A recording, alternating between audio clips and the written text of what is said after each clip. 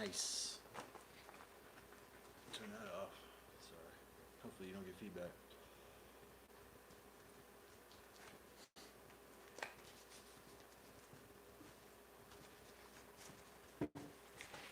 It's a matter of a couple minutes, I think, because I went on in the late 11 o'clock hour yesterday.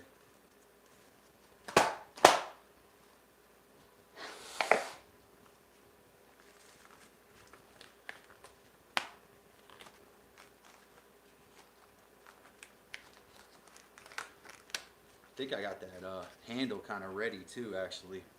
But when I was scraping at this hide, it was coming off pretty easily. It's always a little troublesome because you got to scrape it all the way off. It's a lot. Something tells me that when people scrape the grain, like the wet scrape process of Buckskin, because that's what this is, guys. If you're here, shout out. Just came on, so this scraping the Buckskin.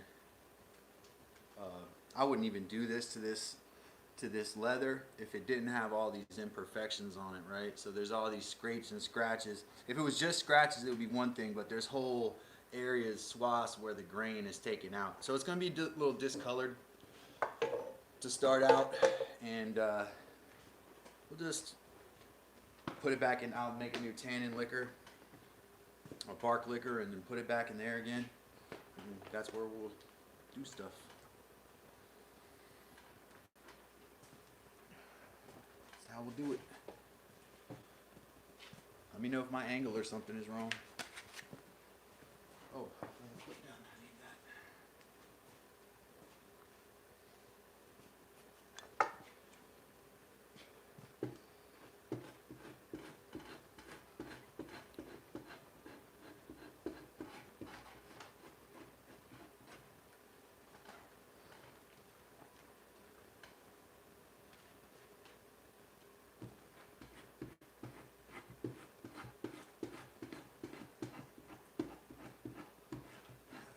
You can't be shy with this, can you?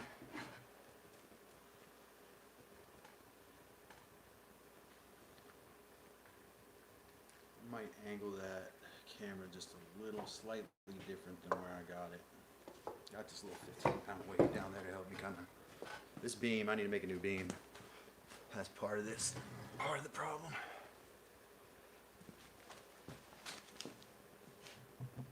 Well, welcome everybody. Hey, Pilata.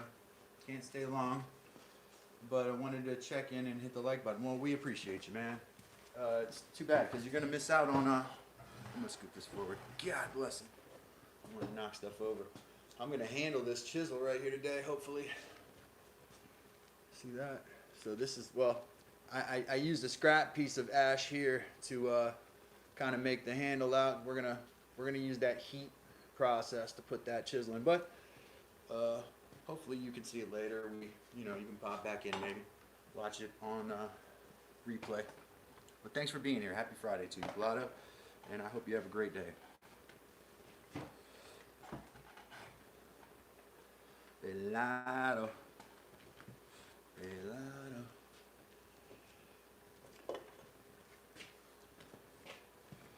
Sometimes the back side. Nope, I don't like that. I like the other side better. See, when you get past the muscle memory part, I bet if you do this every day, though, you know. So I gotta get that thing more. You want to work the top part of the beam the most, so just scoop what's on the top part. I'm still getting grain in there.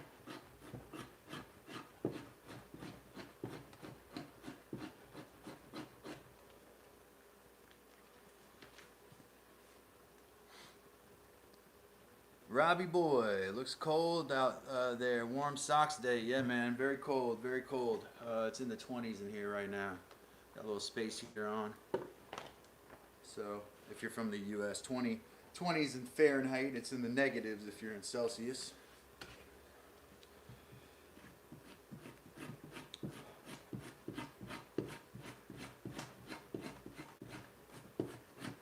Just scraping grain on this piece of what's gonna be buckskin. It's right now giving me problems. I think some of it's the cold. If my hands were bare right now, my goodness, this would be crazy. I'm also going to do some woodwork today, and I'm working on that. I don't know if you can see the apron from your angle anymore, but also I have an apron that I'm working on. It's made out of leather and buckskin, deer leather and buckskin. So just doing traditional crafts around here today. Hand making stuff. Should make my channel My Calvin's Handmade, Heather. What do you think about that? My Baby's Handmade. What do you think, Heather? Would that be a good My Lover's Handmade? It's just my lover and his handmade. He's mine. Sorry, I gotta stop before I get too costly with the top. Man, this top part is really hard to get. And my beam is really bad right now. I've got to use the cedar log I got. I need to make a new beam, guys. It's another thing I need. Learned a lot.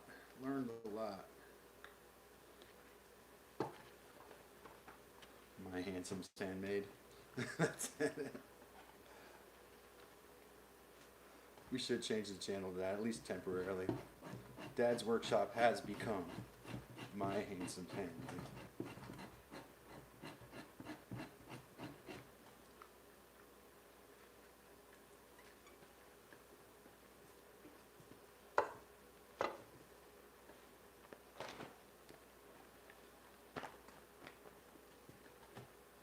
How's everybody doing? Robbie, how you doing, man? Oh, you retracted your message? I'm sure it wasn't me, you just thought it was irrelevant. But welcome, Robbie. Robbie Boy, I think was your name. Love to have new folks around. Nice to meet you. My name's Calvin, by the way. This is Dad's Workshop.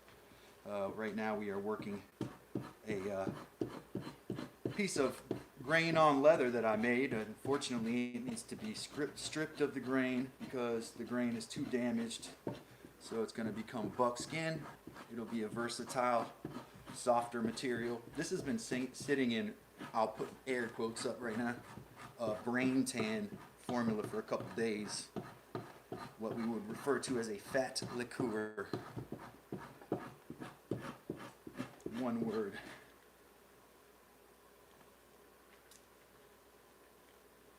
And I have just made the final determination that I do not believe that it's worth it to try to save the grain on this as much as if I would have been able to tan this intact. Whatever bark I had was magic. But something about my beam process beforehand, I think I maybe made it to the skin too brittle by putting it through too strong of a liming process. So I think I put too strong a lime on there. Heidi Shoop, welcome.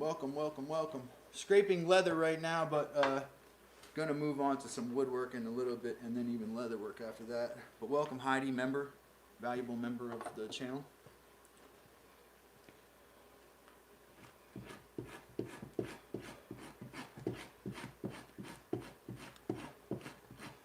Heidi and her husband Bill have a channel called Shoop's Woodshop. Please do check that out. Don't mind if you leave a live stream to check that out, see how that works.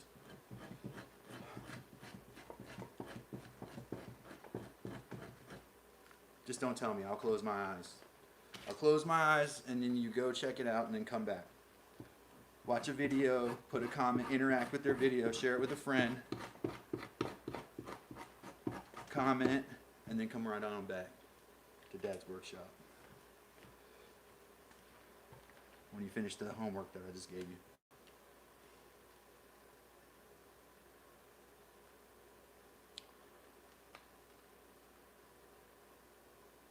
Yeah, 2 p.m. tomorrow, so that's kind of like here, Heidi. Well, we're maybe a little earlier. 2 p.m. today? Y'all getting snow 2 p.m. today because you're down there. System's already at you. At y'all's throats.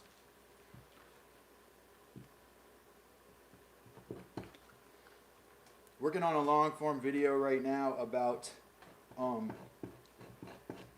roadkill, actually. Using roadkill for tanning.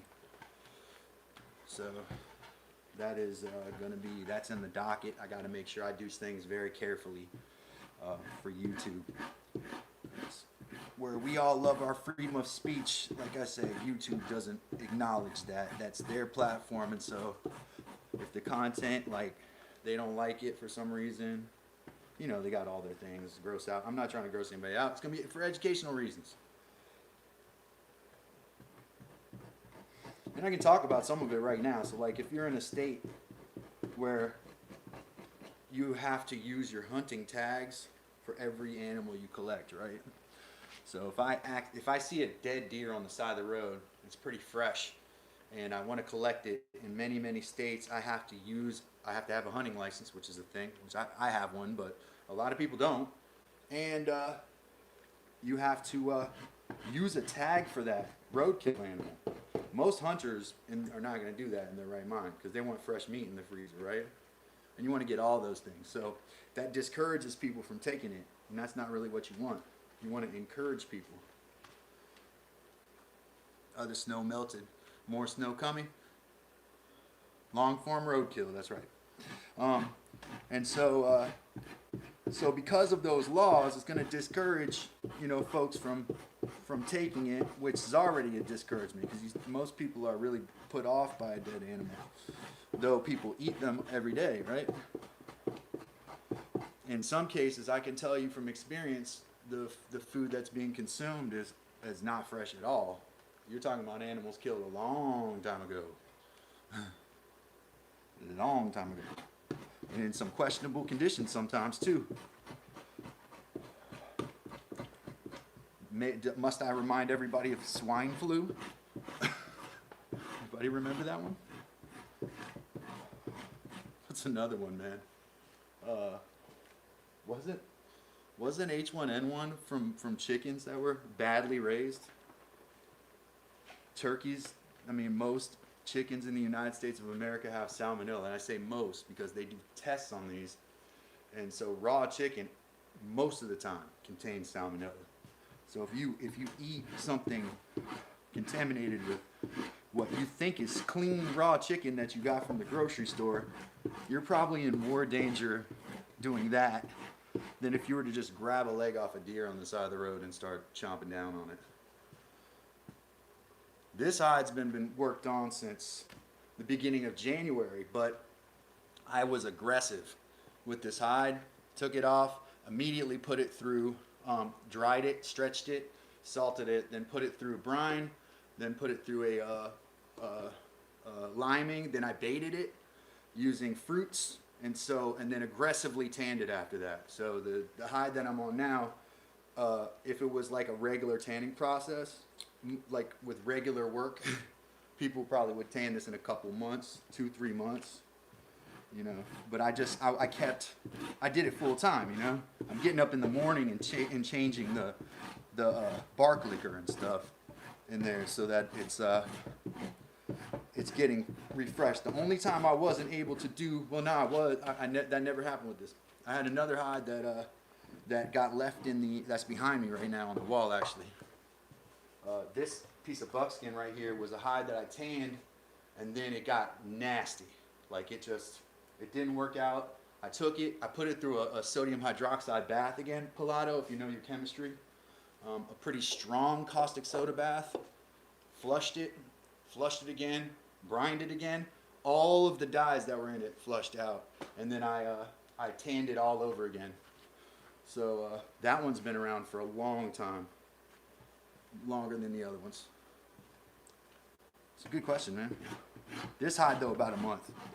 And it's completely tanned, but now that I'm scraping off the grain, I'm going to put it back in the tannin liquor, the bark liquor, for a little longer, just to work the side where I scrape the grain to get even. So I'm going to cook up another, what they would call boil, which would be another batch of strong tannic acid.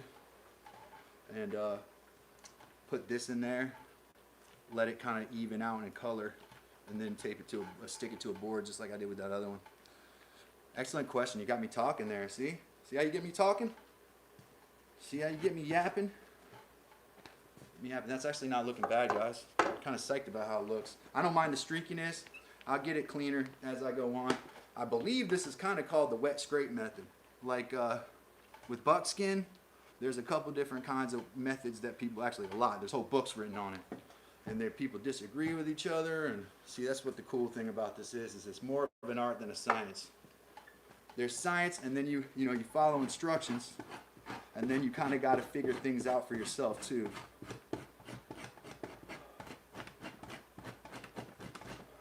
Some people only get to the level of following instructions, if you get what I'm saying.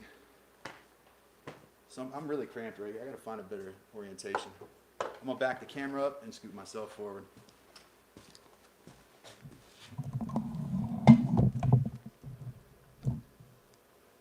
Excellent. This scraping tool is a draw knife. So I've had it for years. This one may actually be my great-grandfather's. I have two draw knives. I try not to use his draw knife. This may be the one I got years ago for scraping logs off. So it's not a scraping, it's not a fleshing knife. Like if you watched Ron's channel the other day, he actually made a fleshing knife. Because it's not stainless. You want stainless steel for that. This is actually ferrous and could cause some staining if there's rust, and there will probably be. But it's my best tool for scraping. I also toyed with the idea of, I think that was the question, how long have you had the hide? Where did you acquire that scraping tool? All right, so this is a draw knife, which you are probably aware of, Pilato. And this was, I don't know where I got this from. It's not Rockler Woodworking, it's probably Amazon. Years and years and years ago, man. I don't use the draw knife a lot either. Not a big fan of tools that come towards you. That's why I don't like carving. I'm too klutzy for that. So I'd say probably Amazon draw knife. Scraping, what do you call it? Fleshing knives. I might not even use one right now because now that I've used this one, though, I could grind this down in the grinder to a curve, a sweeping curve. That's what you really want. You want a curve with your draw knife or with your fleshing knife.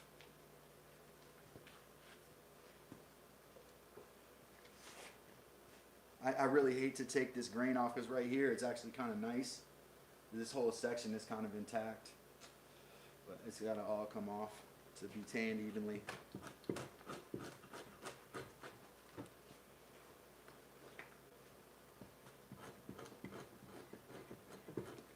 You got to be a little brave too, because as you're doing it, it's going to wrinkle on you and you're going to want to stop so you don't tear through it. But sometimes you got to keep pushing to get the grain off. They call it bulldozing. Like you got to actually put body weight into it. I was telling this to John Specker the other day, the guy that plays the fiddle on my video. We were on the phone talking, and I told him, yeah, you know, it's a lot of like muscle memory, put your back into it type stuff, which isn't bad for people. There's a lot of people that could. I'm going to come back to that side in a little bit. I think this is it's just a little. Let me try. I don't want to leave the hard stuff till later. I'm just having a hard time with this spot a little bit. There's kind of an angle I found, like this kind of sideways angle here. Here's a difficult spot. That may be where the deer had a scratch. Sometimes scar tissue scratches will be harder because they'll be in the hide, you know.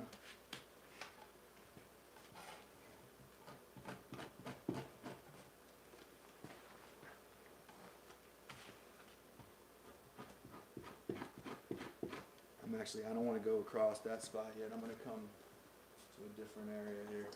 What I'm trying to do is pin this thing against myself and my body, and I think because of the work I've put into this, I put a lot of like work into this on this beam, so the beam is really floppy now. It doesn't want to behave for me. I think some tanners now have machines that do this. Not that you shouldn't do it by hand, but just saying. might use a hand, like an actual knife for this. And I put Wes's knife down somewhere, but that's actually what I have prepared for this. It does a good job of scraping. And I kind of got used to it.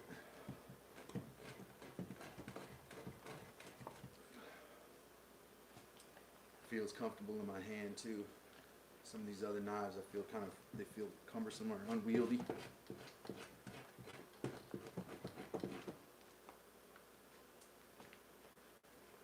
How is fleshing knife better or worse for the task than the draw knife you're using? Wow, Pilato, these questions are awesome, man. What awesome questions. The fleshing knife has a sympathetic curve usually. So it's shaped like this. I wouldn't be able to get that from my grinder. I would only be able to get the one curve.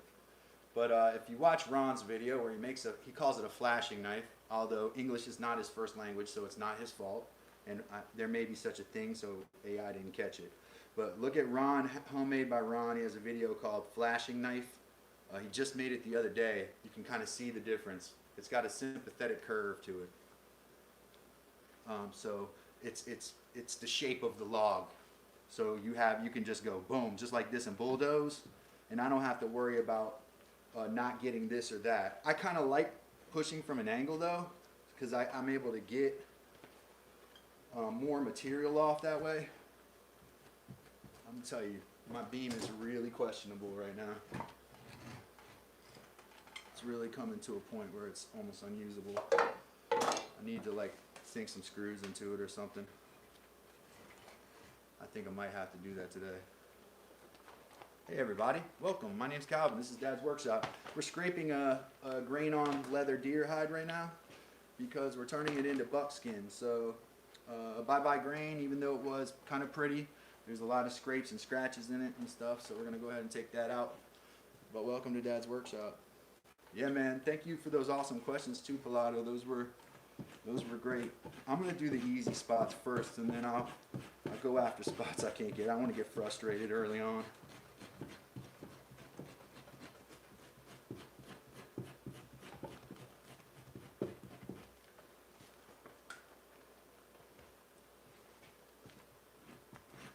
I'm sure for the old timers this would be like a 10-minute job, you know?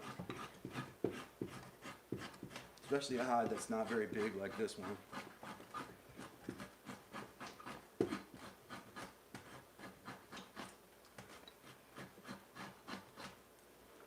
There was a old timer who commented on my stuff the other day that said that he used to get paid by the skin.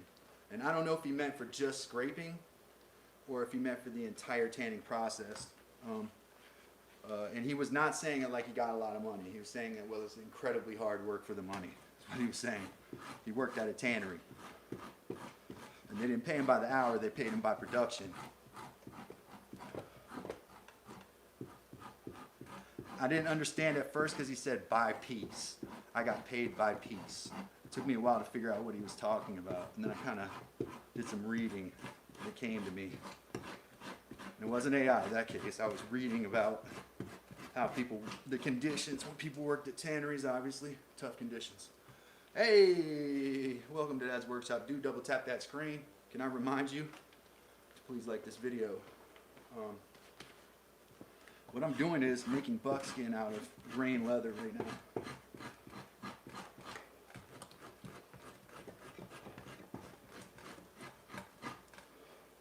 Hopefully, since this has been soaked in, you know, fatty liquids and things like that, it will be very supple. With the grain on, it's going to be less so. It's going to be more structural boot, strap, collar, belt type leather. So welcome if you're curious. You're in the right place. I can answer questions if you have them. I'm here to be your friend, not be a scary person on the internet. Okay? So pop in with the questions. Say hello. How many deer skins have you processed this way? I think he means this way, or thus far. I don't know. I want to make sure I answer the right question. The one behind me, I got another one on this apron that's been done buckskin style. I think I've done 3 of these. Like I said, I'm new to it. But I immerse myself 100% in it, so it's like every day for the last few months. You know what I mean? Please tap that screen, like this video. We got some low like numbers. It's freezing out here, dude. I love y'all, but please like my video.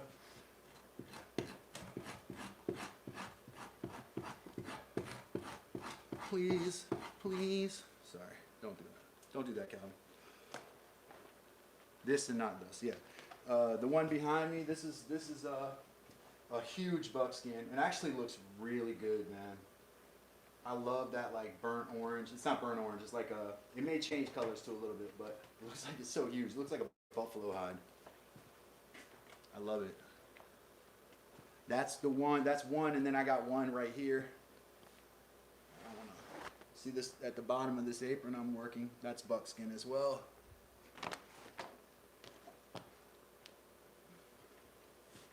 Yeah, so yeah. Been scraping at that every day. I kind of like that look, not gonna lie.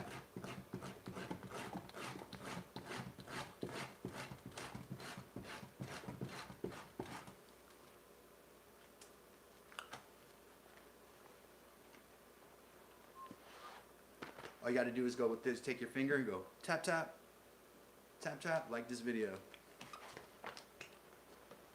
Oh, last call for folks that are members. I wanna send y'all some personalized little gifts. Maybe some little leather trinkets with initials on them and stuff like that. So if you're a member, please, last call for members to send me your address. You have my email, dadsworkshopcalvin@yahoo.com. Send it there. I check that. And let me send you out some like nice little leather trinkets or something like that. You know, something that you can enjoy. But I want to make this the last call because I don't want to get emails after I've already sent stuff out and feel guilty. Maybe I do it tomorrow too. I'll do one tomorrow. Hey, Mainly Off Grid, what's up, man?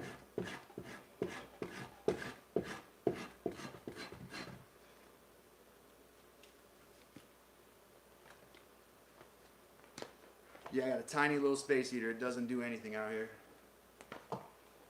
But it's I guess it's better than nothing. It doesn't feel like a whole lot, though. I'll tell you that. I'm not going to turn it off. I'm not that averse to cold. I hate heat. I could probably go longer out here in the cold than, well, I could for sure go longer in the cold than I can in the heat. No question whatsoever.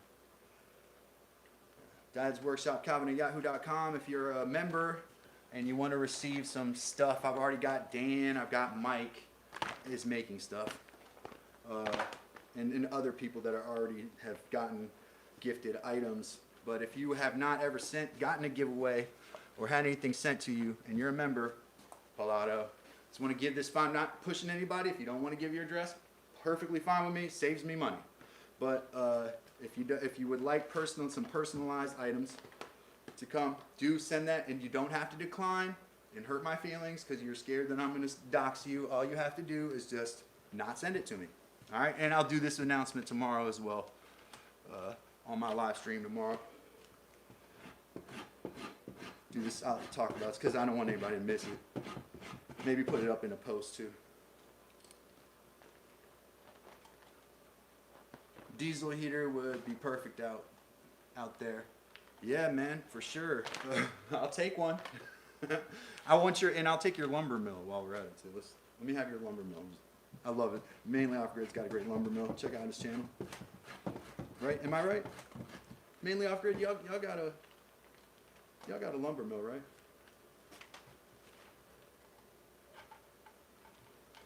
Yeah, this is a detached building. It's pretty big, pretty large building. When the Shoops told me the size of their shop, I could have swore their shop was as big or bigger than mine. But guess this is kind of like the way my shop was, you know, years ago when things were different. We'll get into that. All right? Open up wounds.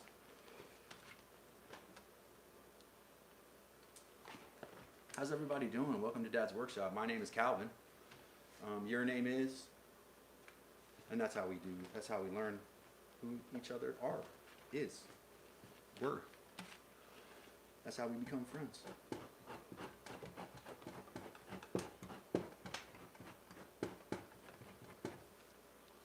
I'm waiting for somebody to say Jim or something like that. Sharon in the chat.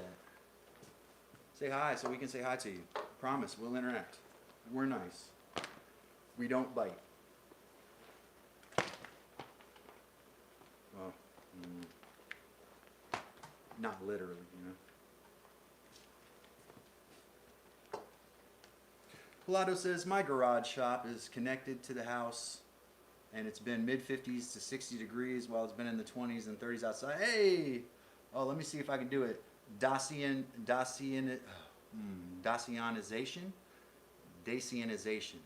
and Maximo Cruz. Welcome, welcome. Long A, Dacianization, or short A, Dacianization. Correct me on that. And then Maximo Cruz, welcome. Welcome both of y'all. Thanks for saying hi. Shout out to those two folks in the chat. Somebody told me I should interact with my chat. See, everybody here loves that. We love to talk to new people.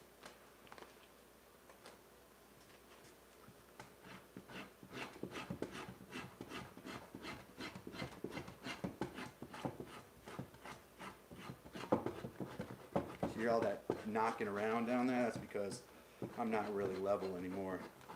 3 parts apparently don't make a level anymore. Dacian, or with a long A. Dacian or Dacian. Say number 1 if it's Dacian, number 2 if it's Dacian.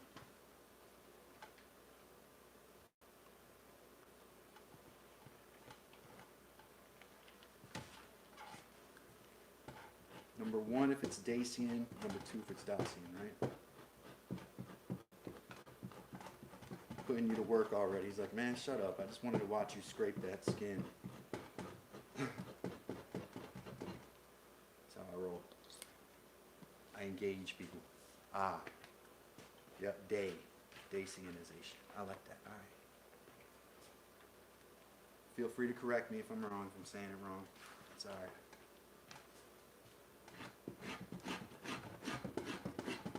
Hey, everybody. How y'all doing? You know what I'm doing right now?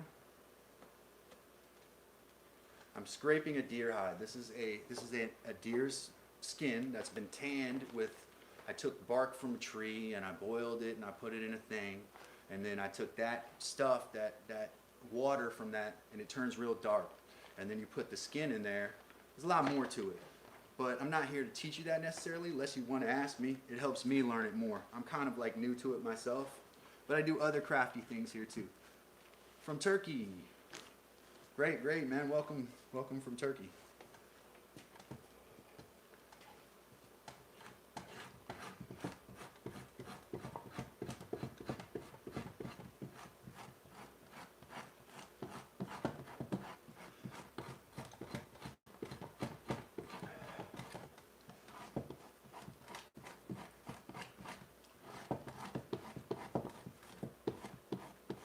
Turkey is supposedly, I've never been there, so one of the most beautiful countries in the world with beautiful beaches and things like that.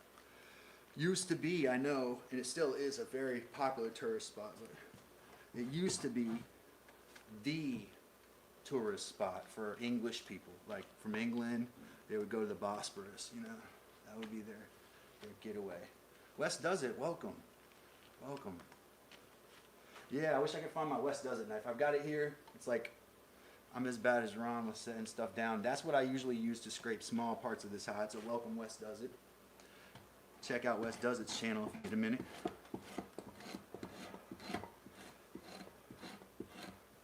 I say the same thing I say about the Shoops a minute ago.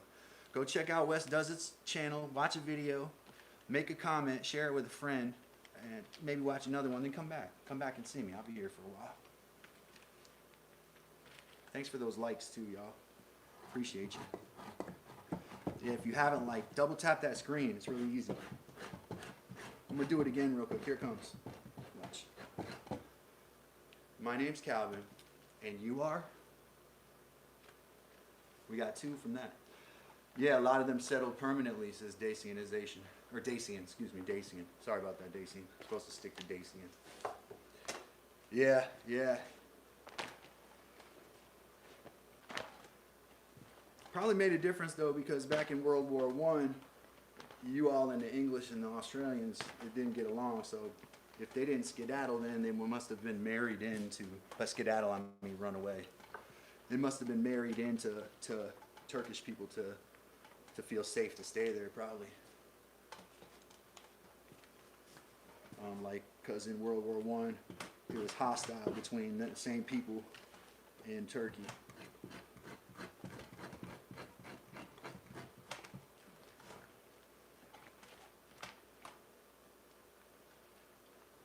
I think that's partly why half of Crete, and you can correct me if I'm wrong, Daisy, half of Crete is English. No, it's not. Is it English? No, it's Greek, right? The Greek side and the Turkish side. Historical island of Crete, in case you're not familiar. Got a lot of stuff to do on Dad's workshop today. I got a whole list of stuff. Let me show you some real quick. Probably lose a few viewers, but that's all right. Because it's a different thing. So this is the chisel that I got from Ron right here. This is just a piece of ash, and it is a scrap. I'll admit that. It's a scrap. I've started drilling. Actually, I have drilled a hole down through it, and this is a hand-forged chisel right here. And I'm going to seat this chisel into this handle and then cut it off. And I'm going to try that on my live today. We'll see if we can get that done properly.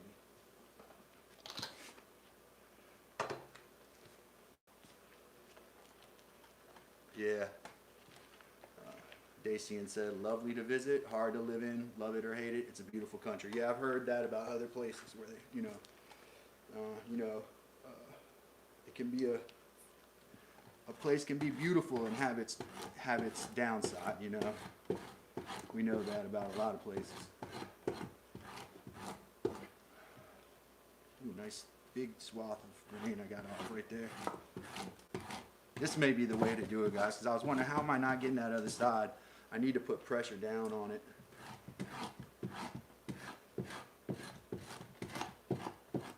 It is satisfying as it looks. If it does look satisfying, it is that way. Is Pilato out of here? Pilato, thanks for the awesome questions, man. You got this thing rolling in here with those questions. Anybody else has? I mean, I'm not an expert. I'm a beginner, but I have learned a few things, and I've heard that if you teach something to someone, you retain 70% more information. So please ask me questions and make me have to remember stuff. Because right now I can think about things. There's other times where like yesterday, when I'm sewing, I have a hard time. I'm like super focused. I couldn't have, even if I tried yesterday, I don't think.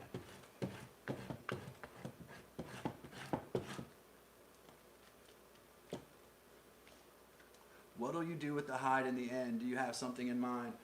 Yeah, I have a bunch of things in mind. I want to make mittens. I want to make boots. I want to make gloves. I want to make bags, sheaths, holsters.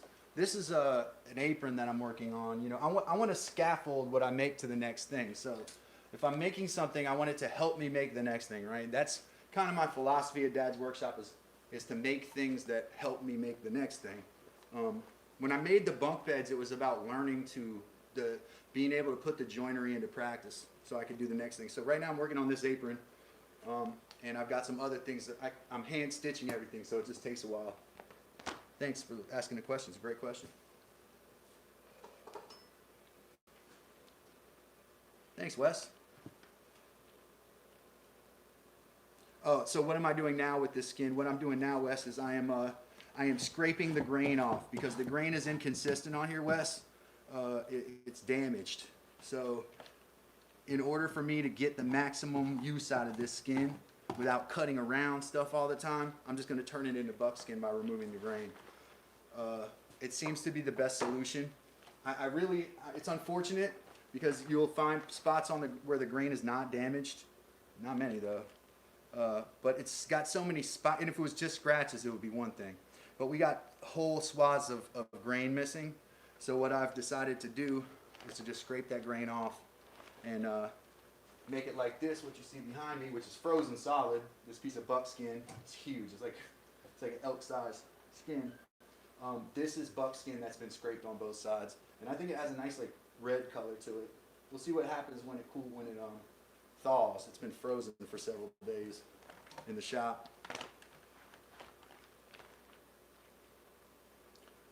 Dacian says he kind of has it in mind to start blacksmithing. Maybe you'll make me an apron. Hey, man. Hey, you know, that's what I'm here for. You gotta have to give me your height and stuff, you know. I have to see what your height is. This one's a little, honestly, the one I'm making now is a little small for me. I might end up giving it away because, or I'll have to add more fabric to it. It would be really good for someone just slightly smaller. I just didn't make it quite big enough.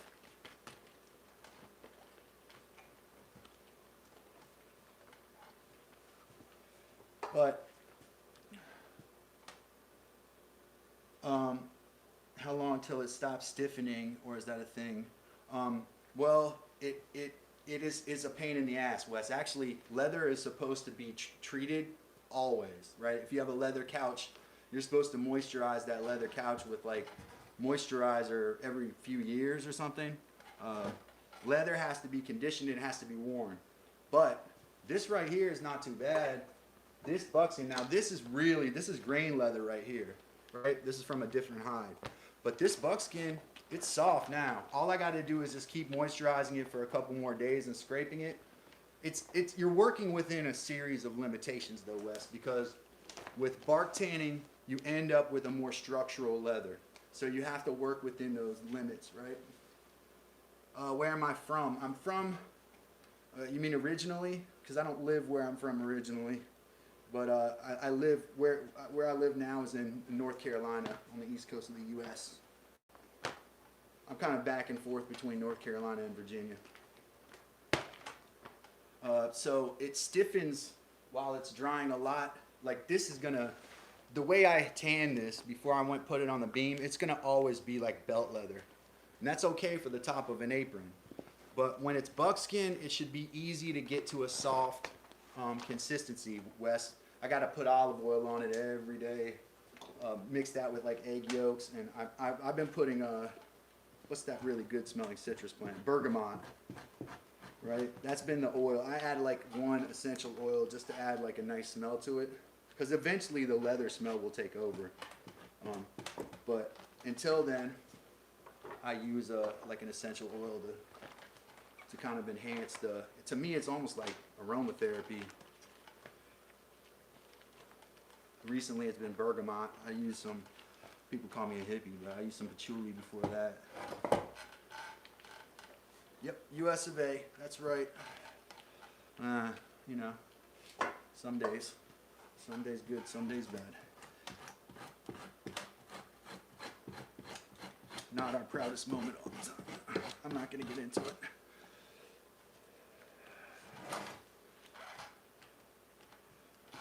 Yeah, you can see how damaged the grain is right there, right? I'm just bulldozing it off here. Much easier to approach this, and I might have done that damage right there. Much easier to approach this from above than putting it on the top, it seems like for me.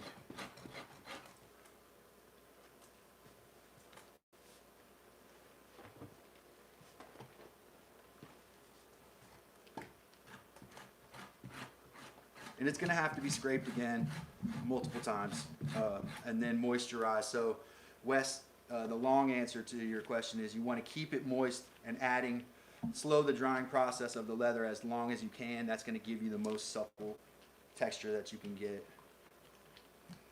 There's other ways, like make a cable, string a cable up and pull it over the cable. I haven't done that yet. I don't know why I haven't done that actually. Probably something I should do.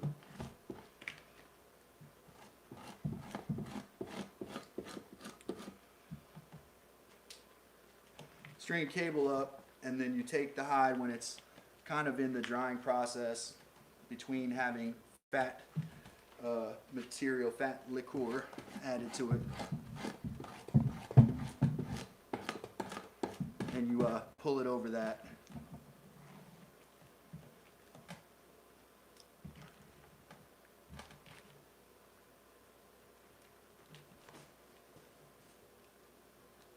Or am I a full-time leather worker, or is this a hobby? My YouTube channel, I'm a full-time crafts person and YouTube creator. Leather is a new thing for me. I'm just learning this now. If that makes sense. It's kind of confusing, isn't it? What I do is I like traditional craftsmanship. I'm a woodworker and things like that, right? And I like to learn things too and add those to my skill. And what I do is get on social media and learn those things in front of other people. That's all it is. Now, when it came to woodwork, I knew how to do that. You know, I'm not. There's people who are better at everything. That's how everything is. But I'm confident in my woodworking skills. Now, this is new to me. I never sewed in my life, and I never tried to make leather until 3 months ago. And I did it every day, all day, Dacian. So I immersed myself in it, read as much as I could, studied and went out and took as many animals as I could too, so I could learn, have a whole bunch of examples, you know, raccoons, and I had a squirrel, had a muskrat. I have a muskrat fur behind me. You know, different kinds of animals, so I can experience what it kind of feels like to work these different animals, what they feel like, what their texture is, how the skin behaves, and stuff like that. So the answer is my full-time job is my YouTube page, is my YouTube channel. So, but I'm new to making leather. It's a new thing for me, and doing the sewing too. That's all new to me also. I would say I'm a fast learner, but I'm not really. It takes me maybe more time to learn stuff. And I've said this before. So what I do is I completely immerse myself in something to try to make up for that, you know?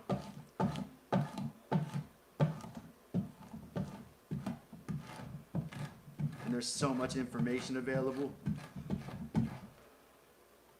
everywhere. You can learn things quickly.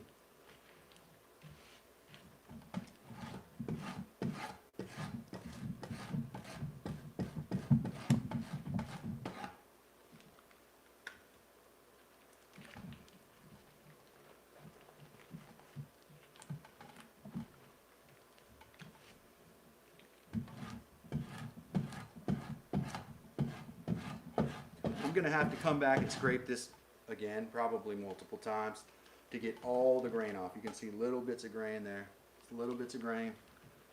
Very nice. In Turkish we have a saying, ooh, wow, I'm going to struggle with that one. I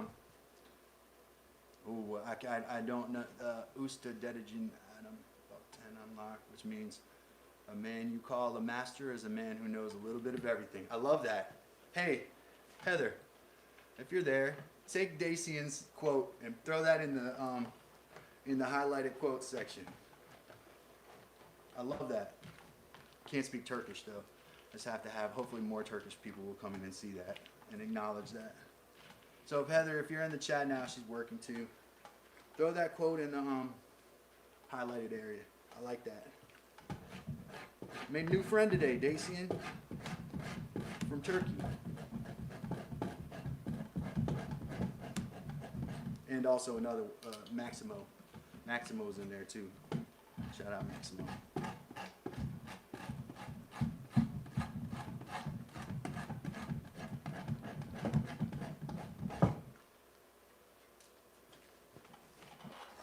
Man, that was a really hot first like 30, 45 minutes right there. Killing on those numbers, man. Feeling good. Yeah, I like that too. I like that, man. You gotta be. I like to be well-rounded. You know. I think my dad was that way when I was growing up. I really, you know, saw my dad as much as we fought it out. I always admired his like polymath way, you know, of being good at all these things, physical things, you know, mental tasks, all of those type of things he was good at.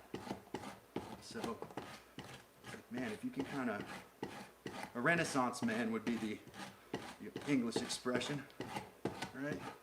And then the negative way, the jack of all trades, master of none, right? But I don't like to think of it that way. That's kind of the way that the Turkish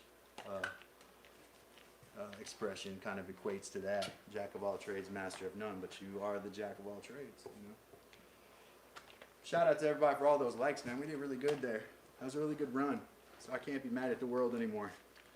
I gotta realize that ain't nothing, nobody's against me. It's me.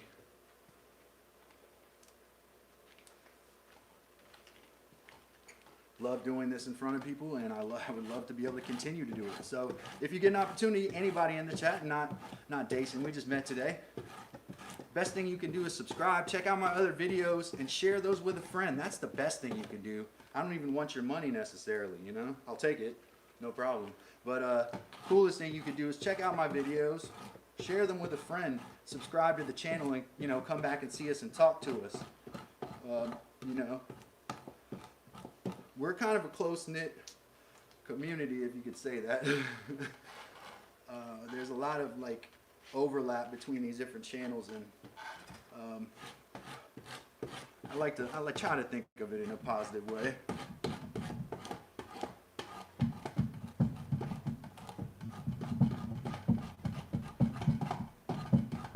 Yeah, I'm not getting that spot there yet. Sometimes I gotta clean that blade off, or it won't pull any more off. This here is called bulldozing. It's when you push the whatever material you're scudding off of a hide. It could be fat and hair and stuff. Well, actually, that's called dehairing or bucking. But this is called frizzing, and or scraping. It's called graining sometimes. In England, it's called frizzing. Because what you end up with down here, the hide under the skin here, is frizzy, like suede or microfiber, right?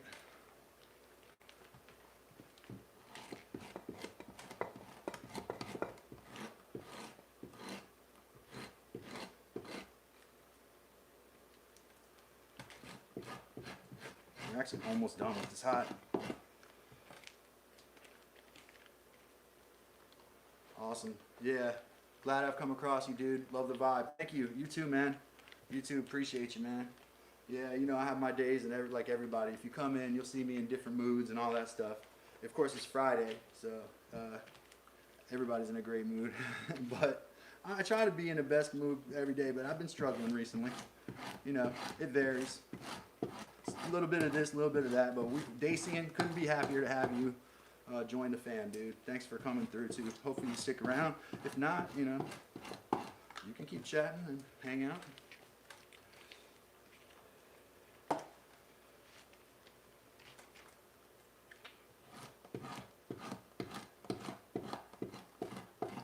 Ooh, I just ripped through that. See that? You don't want to do that. So this is belly and arm area here, so it's real thin. This grain is more fragile here. The skin is more fragile here. I might not even worry about it and just tear it, because I got to get the grain off.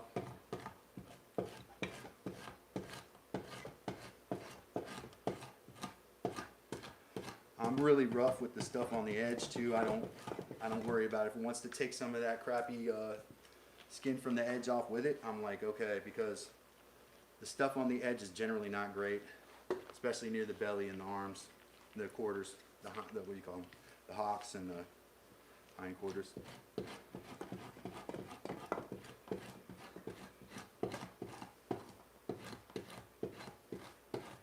want to thank Wes for his questions too. Great questions today. Kept the chat really moving, man. That was very helpful. Very helpful.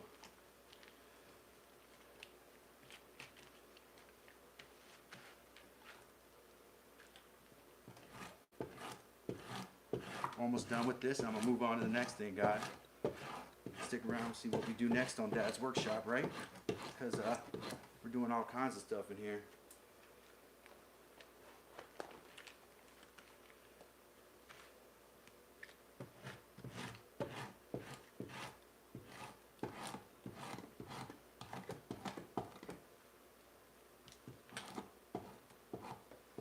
Take it all the way to that edge, man. All the way to the edge. Hey, man, yeah. I'll definitely drop by again and to just relax and have a chat. Definitely do that, man. Please do. Make sure you got your thing turned on so when we're on, you get notified.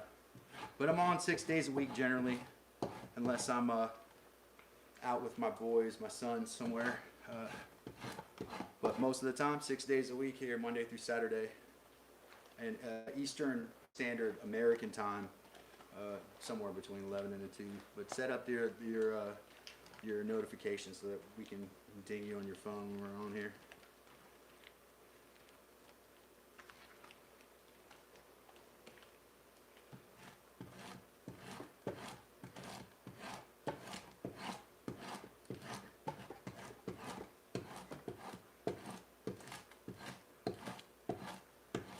Rip danger right here is pretty serious.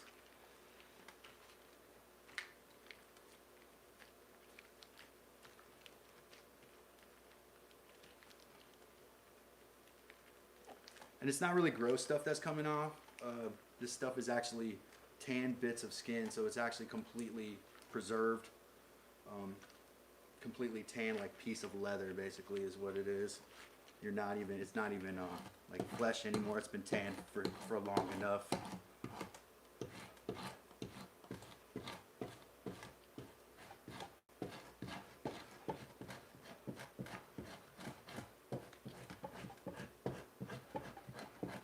So this is gonna definitely need another scrape, but that's a pretty good rudimentary scrape there. I missed some spots, missed one or two. Hey, sweet, man, we got a new member. Dacian's a member. That's awesome, man. Usually do a traditional, let me tie my shoe because I'm about to trip over myself. Let me do a traditional Dad's Workshop drum roll for Dacian. Pretty bad drum roll, but it's a drum roll nonetheless. Let me get these two valves, my snare drum. Getting new members. That's what I'm talking about. Put the old snare drum up here and do the traditional Dad's Workshop drum roll. This deer antler right there. Dad's Workshop drum roll for, uh-oh. Did that break off? I need that snare on there. Oh no, I just ended up on Pilato short. Whoops. Okay. All right, Dacian, we have a tradition and we do a drum roll for every new member. So shout out to member Dacian, new member. I need some snare in there.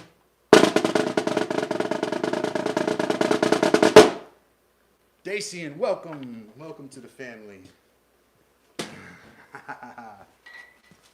Happy to have you, man.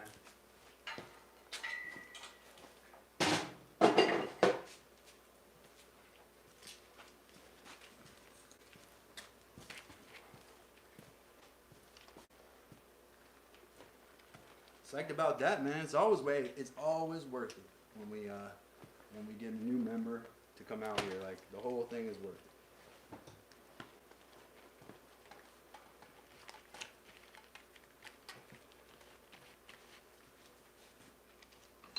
Thank you so much for being a member, man. We hope to see you around as much as we can bother you. You know, we're around a lot, so we can definitely fill up some hours with our live stream. And we're here to inspire, entertain, entertain, inspire, and also educate if we can. So if we do anything that we can, we get any of those things done. Like, also form a community. We're community builders, so that's the cool thing about the internet. It's everywhere, you know. It gives you a whole range of people you might have never met before that are like you, you know, in different places in the world. Like-minded folks.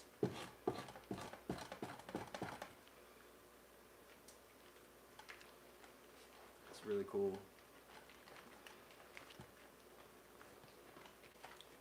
So welcome to Dad's Workshop. My name is Calvin, and right now we are scraping the grain off of what's also referred to as frizzing. We are frizzing a deer hide, white-tailed deer hide that I tanned, so it was combination tan here. This was tanned with oak bark, so veg tan. And then the hide, the grain got damaged. It could have been because it froze overnight. The first night I was tanning it, I think the water got too cold and it froze. And so I think, oh, y'all can see the nips right there. The nips. I don't know how those stay on when you're scraping it. Are you a second generation craftsman by any chance? Actually, my great grandfather is where I get all these tools from. A lot of my tools in here, like this block plane. This is really like a compass besides being a measuring tape. So yeah, and a lot of us here in the U.S. have folks that, you know, like if you're anywhere in the wilderness, you know, the U.S. was the wilderness for a long time. So we had to have skills. Like my great grandfather made these tools by hand. So maybe even forged the metal to do so. I don't know for sure about that, but these are his tools. I've got a bunch of them here. That's my great grandfather. And I imagine he learned from his dad, you know. So yeah, in a lot of ways, yes, as a woodworker for sure. Like I was taught woodwork at a fairly young age.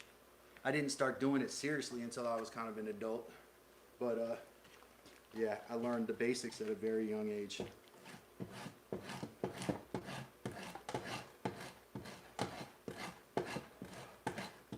And when I was little, my grandfather was a naturalist, and so I was out in the woods and stuff like that a lot.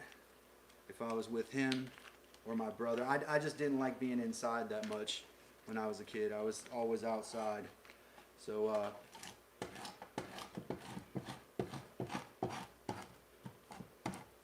I learned things like I like to do things with my hands. I like to play sports, obviously. But I wasn't much into like little trinkety toys and stuff like that. Oddly, I knew it at a young age too. I was like, what did these kids all like these toys for? I didn't understand. Probably because I was maybe a little bit autistic. And I say that I'm not joking at all. Like, that's probably part of it, you know? Like I wanted someone to teach me something that I could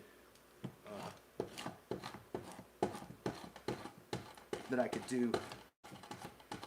This type of craft is so fidgety. It's it really like gives you a lot to work on, keeps you busy. Like, you know, I know women that sew a lot or crochet or embroider, and they're doing it all the time. It keeps their hands busy, you know.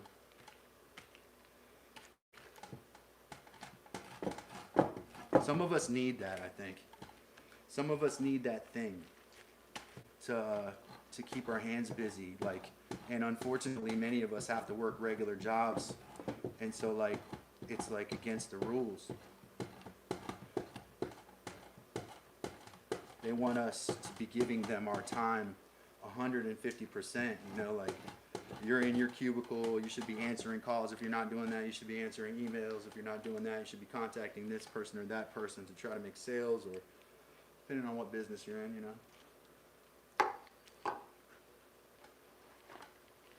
Yeah, man, it's definitely priceless. And some of them I have been trying to restore, but there's a couple of them where the rust has, on a couple of the planes, I don't think I would have to fabricate new metal pieces, which, you know, would mean I would need a forge for that, right?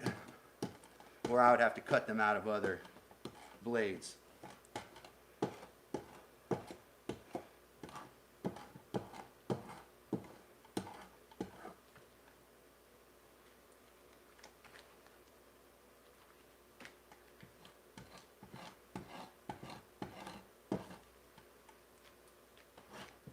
Go.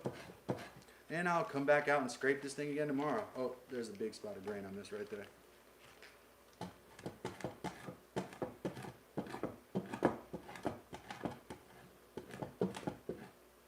Like I said, on the edge, if it rips off a little, I just kind of let that be what it's going to be. And there we have almost the whole grain. That's not bad. That was a lot less time than what it's taken me before. That's the flesh side right there. So what you're looking at is now a scraped buckskin. It probably needs more scraping. We'll do that day by day. We'll keep scraping it and keep like working it, and then you will work it against the beam and the edge of the table and all that fun stuff, you know. I'm a second generation motorcycle mechanic dealer myself, but my father is a real craftsman. We build most things that we need that most others would just buy. We love that stuff here. I got a million channels to like recommend to you. If they're in the chat, Wes, or if Ron is around, a lot of these folks do the things that you're kind of interested in. We have a, let me show you. Let me show you something, man. All right, so this is like a bark hewing axe that I made. Well, I didn't forge the metal. That was forged by this guy named Ron at Homemade 1970. You should check his channel out. It's made out of spring steel. I made the handle, and then I put, this is a squirrel right here. Almost the whole squirrel pelt. I tanned it and then put a baseball stitch on the back. It's a special kind of hatchet for breaking off bark, right? So the entire thing's made from scratch. This is an ash handle, squirrel leather grip, baseball stitch, waxed linen, and a spring steel head.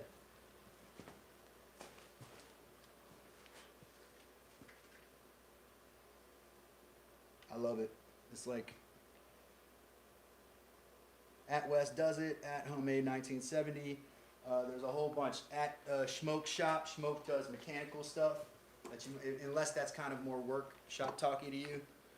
We have a friend that does cars and motorcycles and stuff too. That's on here.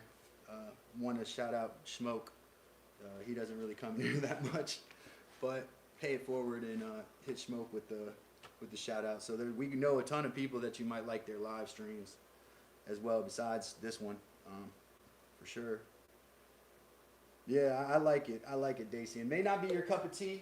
I think that I tend to really like it. Like my mallets are all homemade. You know, this is my maple mallet. I've got a big. This is my other woodworking mallet here. You know, I'm proud of the stuff I do in the shop. Check out some of my videos. Now that you remember, you can watch basically all of them. You know, you've got access to everything. And then I'm going to turn this camera around after I take a little water break here. I'm going to turn the camera around, and I'm going to work on this. At Smoke Shop. Yeah, that's the mechanic, Daisy. And then I'm going to work on this chisel. Pretty soon, I'm going to use these raccoon hides right here that I tanned. Pretty clean, right? I'm going to use these raccoon's hides, and I'm going to make myself a hat. What do y'all think? Y'all like it? Huh? Does it look good? There's going to be like 3 of them. I'm going to use like 2 or 3 of them and line it with leather. Use the males.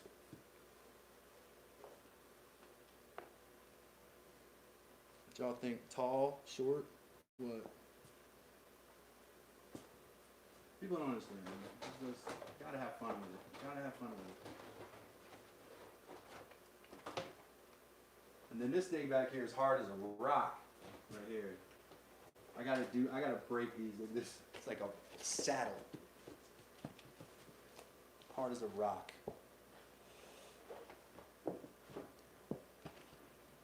This I tawed, so I used this is a deer hide that I thought was pretty because it was red. I tawed this with alum, so it's very dried out. It's super, super dehydrated. I smoked it also, but it needs to be completely rehydrated.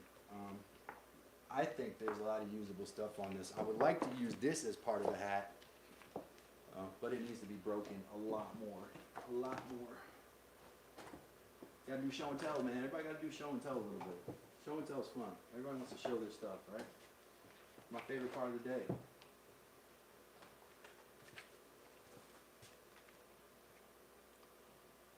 Put that. Hey, what? I've never had a Turkish donation before. Appreciate you, man. How do I like that? Can somebody like that for me? Get my thumb out of here.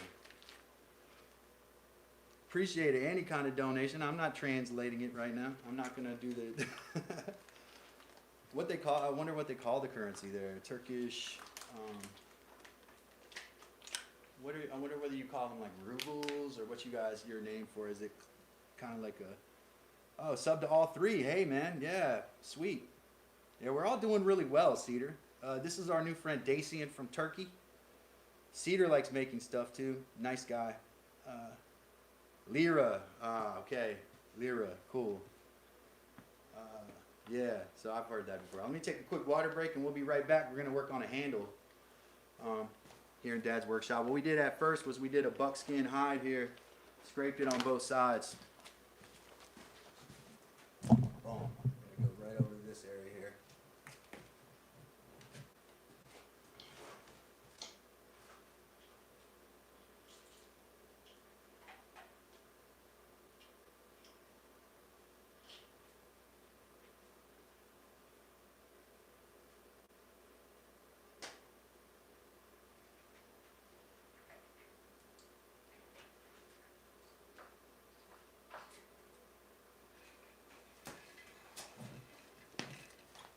All right, all right.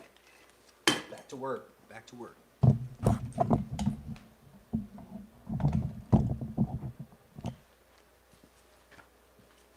this lonely raccoon hide over here, this plywood corner, so we don't have to look at that. All right, I had two handles in mind for this. One of them was this, which is made out of cherry, and one of them was this one, which is made out of ash. So I've drilled into this with a long bit, and I kept it around here so y'all could see it. But I didn't want to embarrass myself by messing it up on my live, so I did it ahead of time. Thanks again for that. Shout out to Dacian for his gift. Shout out to Dacian. Thank you, Dacian, for your gift. We used to do this thing called an ash clap. Hey, thank you, Dacian. Oh, I don't want that all over my... Almost started a small fire with this inside of this when I was using this bit. This was the bit that I used to drill this hole. This is called a chisel bit. That was how I drilled this hole. I don't know if this is going to work. I've never handled a chisel before. Like, I've never done that. I'll be honest and tell you that. It's not something within my range of experience, so that's why I need to do it. It's good for you. This is going to go in here, but what I have to do first is I have to chisel it out. So I've got the dimensions roughly on the inside of this.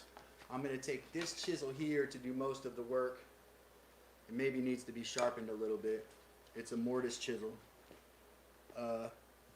Welcome, Cedar, by the way, if I didn't acknowledge you. And we're going to do most of the work with that here in this vise. I'll do a little zoom in deal so y'all can see.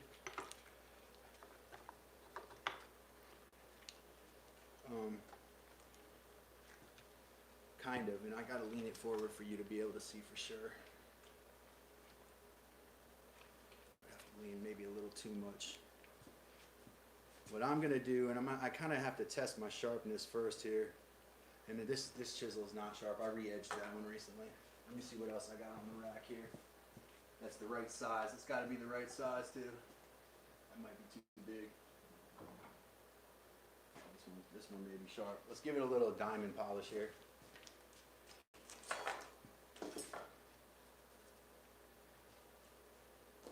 Shout out to new member Dacian, just became a member today. If you are considering it, tap that little $ down in the bottom corner and become a member today. We'd love to have you in the family, man. I want to thank Dacian for becoming a member and throwing us a gift. We're very appreciative of that.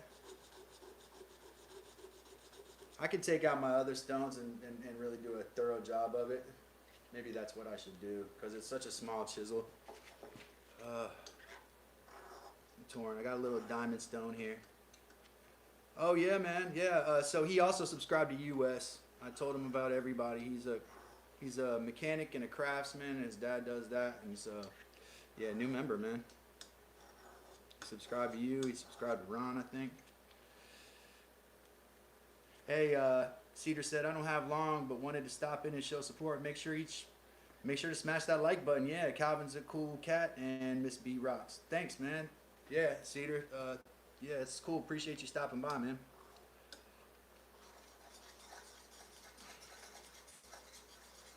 I don't want to do too much of this. I just want to do a basic, polish. I could, sit here and sharpen all day. Some people like that. Some people don't. I want to get the actual job done. I'm trying to provide value here, but we'll see if this is sharp enough. I feel like I need to stand on a bench. What did I get shorter?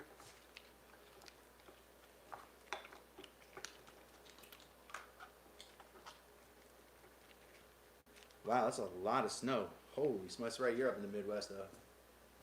Or you guys are kind of used to that. Oh, let me show you my pencil mark so y'all can see. Y'all can see, this is called the tang, in case you don't know that. This part's going to go in the handle.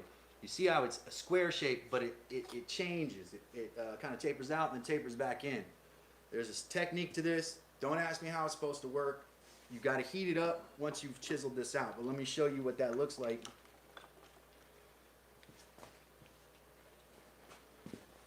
So I drilled the hole. The hole is a circle. You see how I have pencil marks outside that to kind of mark where I'm going to come with the chisel to try to square that hole out, right? So that's what we're going to do. Dog's crying. That's what we're going to do there.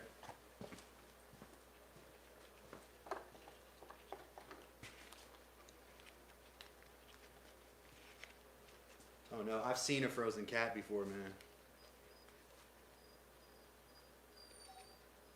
Yeah, I went out for a run one day. There was a cat like in this pose. This was a couple years ago near Richmond when we had a deep freeze for a couple days.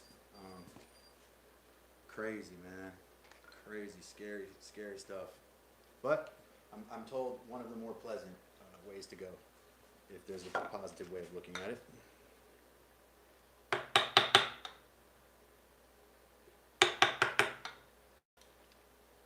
I should have done a good stop cut right there. I don't think I've ever chiseled a mortise this deep into a piece of wood, especially not one this small. This is a job for a drill press, man. Definitely a long bit, and I didn't really have the chisel bit that you want for this. But this is a mortise chisel. Every side of this chisel should really be sharp, so you should be able to use every part of it. I don't know. We got that's what she said. What did I say? What happened? Go back. What did I say? What did I just report somebody? Oh, I didn't mean to do that. It's my gloves. Sorry. Hold on. Hold on. Hold on. I didn't mean to do that. I can't even get it back. Who did I delete? Hey, if anybody got blocked, it's not on purpose. I need to take these gloves off. Heather, fix what I just did. I think I deleted Seetin. It like my thumb hit the thing and I can't. Was it Wes? Oh, great. Wes, I didn't do that on purpose. I promise. I promise. My finger, I touched the thing with my glove finger. Oh, I don't like doing that. That's gonna mess my vibe up. It was my gloves.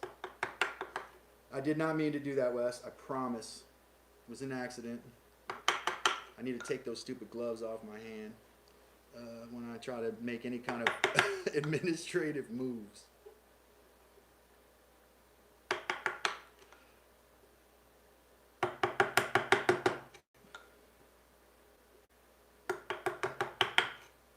That looks too big, man.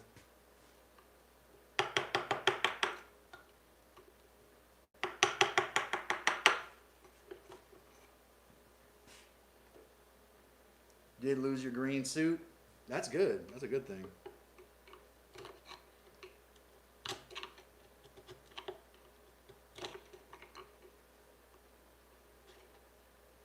I don't know what that's about.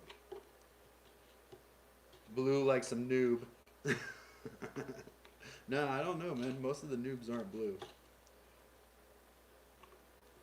I looked up what green meant yesterday because I didn't even know what it meant.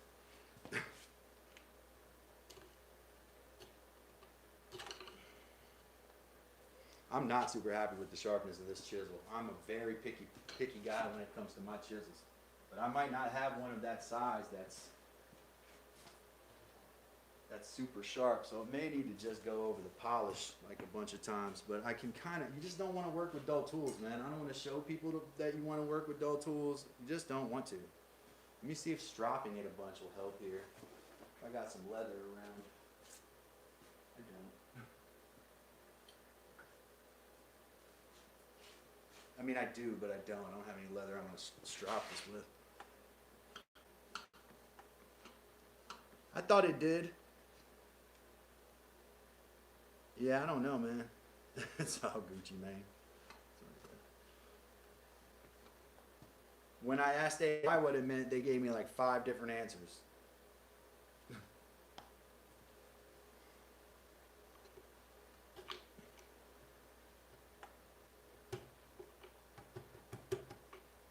Last thing I want to do, man, is go to... Oh, okay, that's what it probably was. I'm not falling into that trap. Cedar's probably still in the chat. Yeah. I'm about to say the last thing I want to do is go too deep, right? But Cedar's not here anymore, so I don't have to worry about people's minds being in the gutter, except for mine, you know. See, these things are sharp. It actually is good to have gloves on when you're using a mortise chisel, because the mortise chisel is sharp. You got to hold it by the handle all the time. I cut myself real bad on one of the ones I sharpened.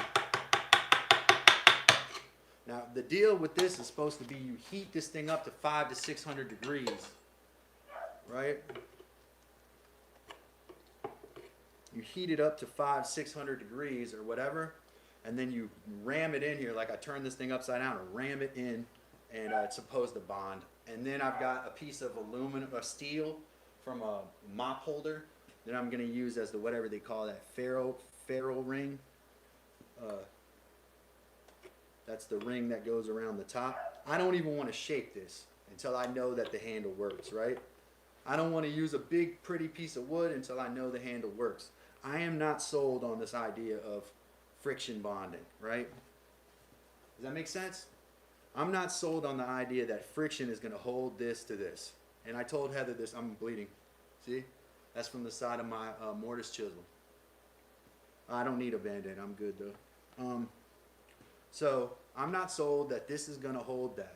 I just have a problem understanding that how that works. As I've mentioned on Wes's before, hey Kevin, what's up, man?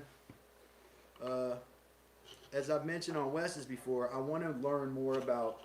I need to learn how to use the epoxy and do the mechanical bonds, but I don't really have a drill press. You really want a drill press. This is spring steel. If I tried to take a drill bit through this, I would lose several drill bits. I'm pretty sure about that.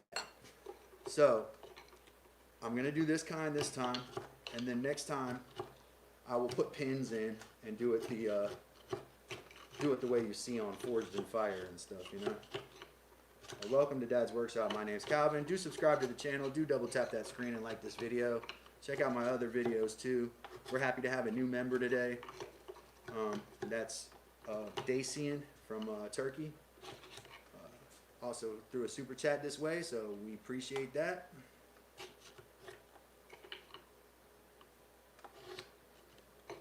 This chisel is a hand-forged chisel from Ron at Homemade 1970. It already is very, very sharp and able to be used very easily. So all I need to do is get a good handle on it. I'm bleeding there too, huh? I'm bleeding multiple places.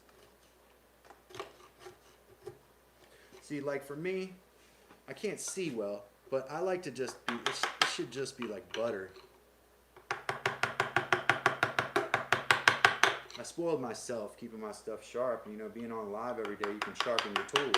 People don't mind. You just sharpen them. Keep sharpening them over and over and over again. Every day. And that's really the way it should be. Like you should sharpen your tools like that. I'm going to give y'all an update on what it looks like here in a second.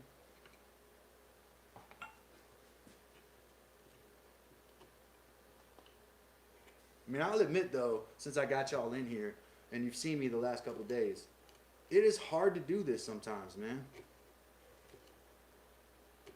I know I seem bipolar, and maybe I am. I mean, like another thing. And I'm not even trying to marginalize mental health issues, because obviously, if you know me, I'm not squeaky clean when it comes to that. But let me show you the... I do have my moments where I'm like, dang, I can't even do this, man. All right, so that's what we're working with right now, right? That's where we want the tang. Now, yeah, there's not a lot of support wood around this, but I'm not willing to risk a full-size handle right now, basically, when I don't know this friction bond thing's going to work. I'm skeptical about it, highly skeptical. But we're going to give it a college try. We're going to try it the best we can. Band-Aid emoji. Yeah, we have a Band-Aid because I get bloody on here a lot. That is pretty frequent.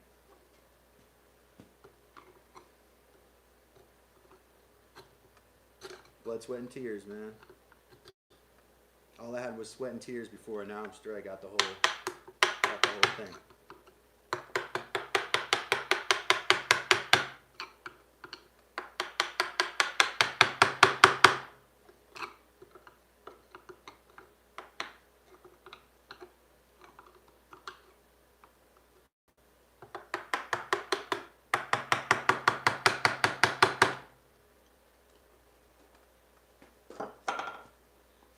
This is also similar to the way that it's done with antlers. If you put an antler handle on, like you heat the antler up or something, and then you, what is that right there? Is that a kitten?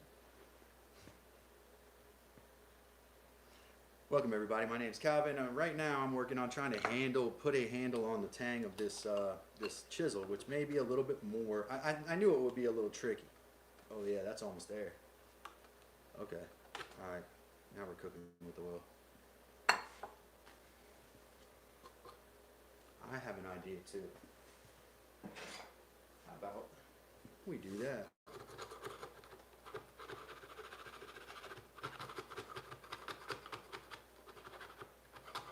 I want to take a skinnier bit and go down below the bottom because I think it may be a depth issue, even though I did mark the depth on my drill bit, right?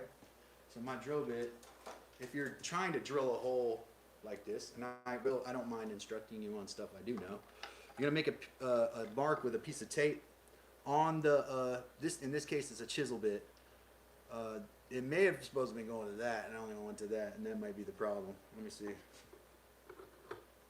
Please no, please don't be right about that. Oh my gosh, stupid thing. That doesn't want to go back in. Yeah, so that's not even close to deep enough. I don't know what I was thinking. Let's see if there's schmutz in there.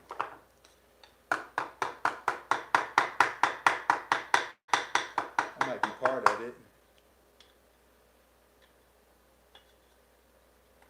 Doesn't look straight either. Alright. So now we got to drill some more, unfortunately. But I don't know if this is the drill bit we should use. I'm tempted, but I don't know if it is because I don't want to make the hole down there too wide. Yeah, it should go down to the top of that tape, and I don't know why it doesn't. Let's do that. I might have just hesitated. Want to make sure you got a 90-degree angle. That's kind of key here. That might have been the problem in the first place here as well. And because I'm trying to angle it towards y'all, I think it may make it worse. I'm a little hesitant. Maybe I'll go with the chisel from there because I'm getting an angle. It's wanting to take it into an angle right now. And I don't want to do that. So I'm going to hesitate there and try to tear out some of this side here with the chisel. Incrementalism. Hey, what's up, Rob? How you doing, man?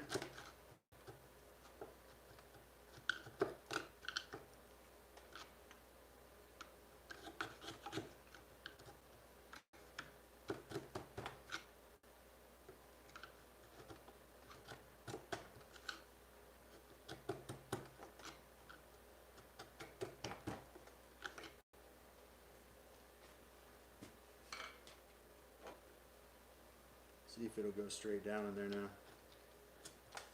No.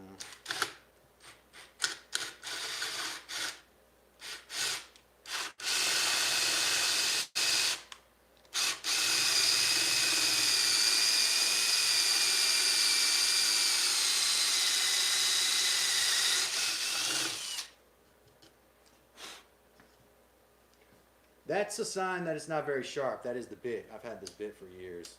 So that's probably the problem. Now let's take that, this probably a Forstner bit would be good here, but I don't have one long enough.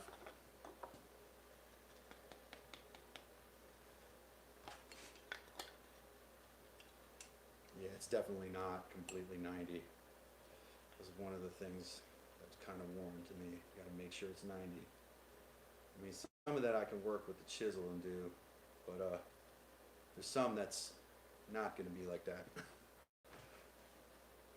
Doing well, Rob. How are you doing, man? Oh wow, yeah, no. Y'all see that? Wah, wah, wah, wah. Ain't gonna work, man. So it needs to be a bigger piece of wood. I really need a drill press for that. And I'm glad I didn't use but a scrap. So you do fail sometimes. So I got to figure out something to do here. And these edges here on this chisel are actually sharp on the bottom. A couple different things I can do, but they're not going to happen today because this right here shows me that the angle is like this. Some of that I did pre-production today. I did it before I came on because I was a little concerned that might happen. That exact thing might happen. You know, need somebody to guide you. You know, not in a spiritual way, but like you need somebody to guide the screw gun. Hey, this is the apron that I've been working on, guys. It's half grain leather. The top is grain leather. The bottom is buckskin. I'm psyched about it. What I want to do is sew on this pocket today. I don't know if I'm going to get to that though, guys. Like, we might have to wrap it up. Camera battery getting low. It's getting hungry time for me. Getting hungry. I'm good. Thank you. Spent some time in the workshop, which is always good. Yes, it is, Rob. It always is good to spend some time in the workshop. Yeah, I'm working on this apron now too.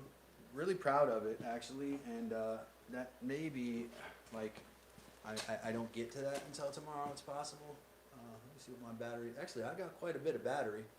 I could probably stick around and do some more. And do some more. Yeah, do a little sewing. That handle thing's done though for today. No more handle. It's like the Joker's pistol. It's called a chisel bit, by the way. And y'all saw it burning in there. That's a sign that it's probably dull. It's been years since I've used it. I used it to build bunk beds where I put carriage bolts through these beds. I made them like industrial style, so the beds had these huge bolts that went through. Well, this was for the smaller ones, but even a bolt of 3/8 is a pretty big bolt if you're getting one that's this long. So we had that, and that's why I used this bit. Now we are going to slow it down for you, because what I should do here is I need to lay out with the awl and some other stuff how to do these stitches.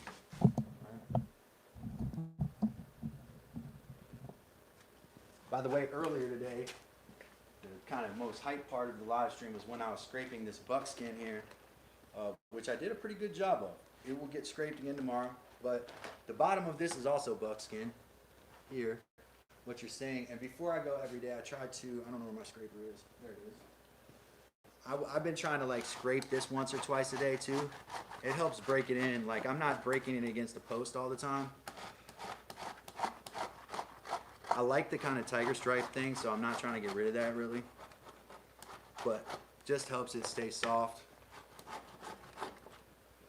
And the edges too. I might have to hem those edges also.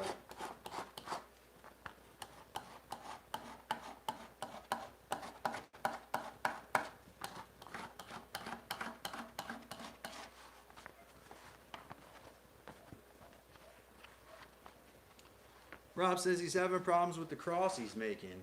What is it, wood, metal? What are you making it out of?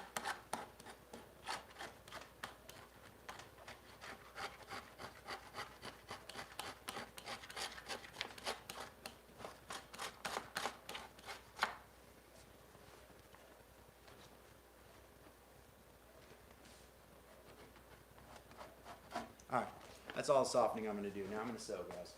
Got my little awl right here. Got a ruler somewhere around here.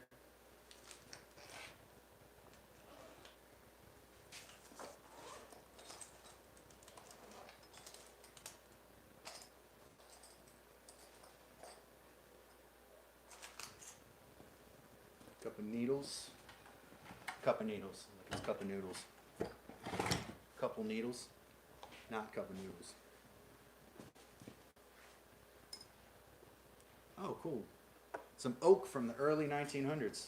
You guys got a lot of old oak there too. Scary. Oh, What made me slip right there? I don't usually slip in here. Glad y'all didn't see that. You would have laughed at me.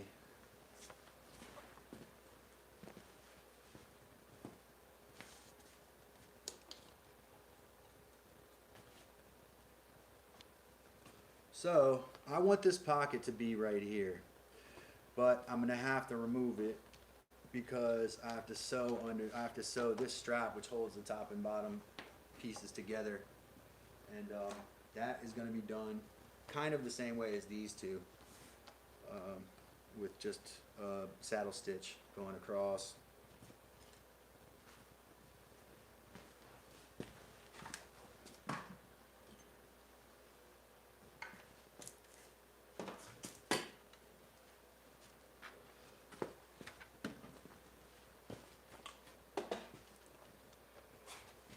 I promise I will be here as long as my feet aren't freezing. I will stay as long as I can.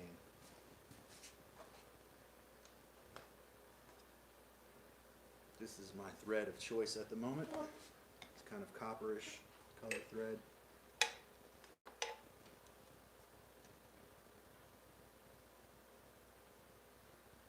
Maybe one line would be my goal right now.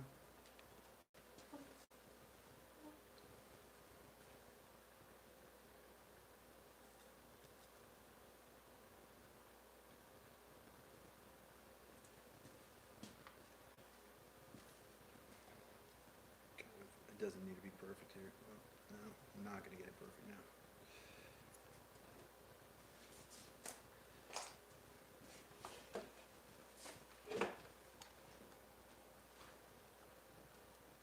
It's rock hard until I get to a part that I need to be strong, and then it splits like a matchstick. Yeah, so some of that, Rob, is you know, the physics of the wood, right? Remember and I'm not here to educate. I don't know what your skill level is, so I don't like to presume. I hate it when people do that. My opinion would be that it's probably something inherent with the grain direction or something. I need to see it. If you get a minute, Dad's Workshop, Calvin@yahoo.com. Email me a picture of it. See what I can make of it. I might be able to come up with a solution that's possible. Woodwork is like my thing, kind of, you know. I fixed a lot of things for people too, dressers and desks and old antique telephones that they couldn't figure out how to clamp these glued up pieces together. I came up with ways to glue them up. So I do know how to do it. It is something I do pretty well. I know you've kind of only been around since I've been doing this stuff, but I joined bunk beds and all of that. You know, no nails, no screws, no fasteners. So yeah, I do wear that a bit as a badge of honor. I think it did make some people feel threatened too, as well, in the process.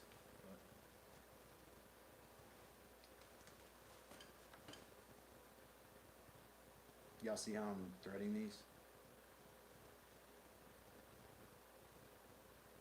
Or not threading them, as it were, missing the eyelet. Man, totally missing it. There's like a fiber getting in the way there. This is the Glover's needle too. I need this one for sure.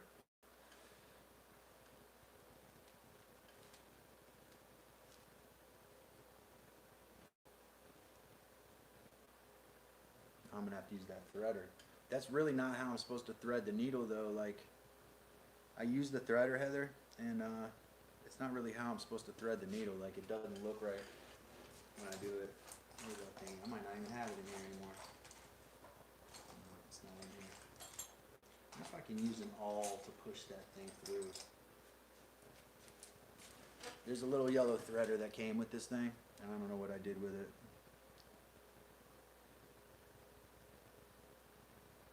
I've had some luck pushing these with awls sometimes. I think I just need to clip off that end and try a new fresh spot.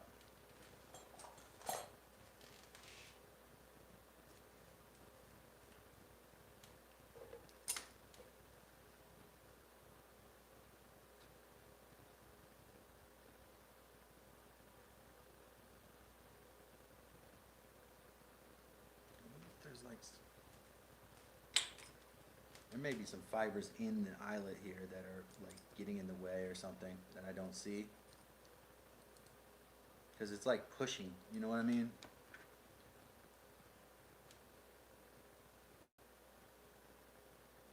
Come on. Come on, man, it's live TV. We gotta have this right. We gotta have this right.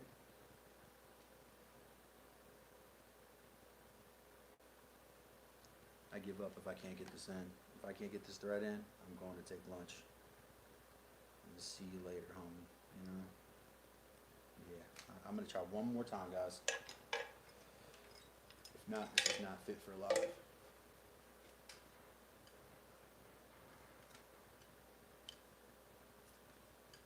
Wasting thread now, you know.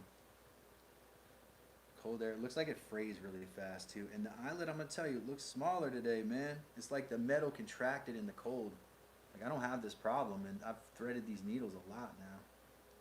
Oh, go, go. Heck yeah. See how I didn't curse? You like that? I'm taking this and looping it over like a little worm on a hook if I'm going catfishing. Like not on the internet. I know some of y'all are familiar with that. Should be ashamed of yourselves. Can y'all hear me?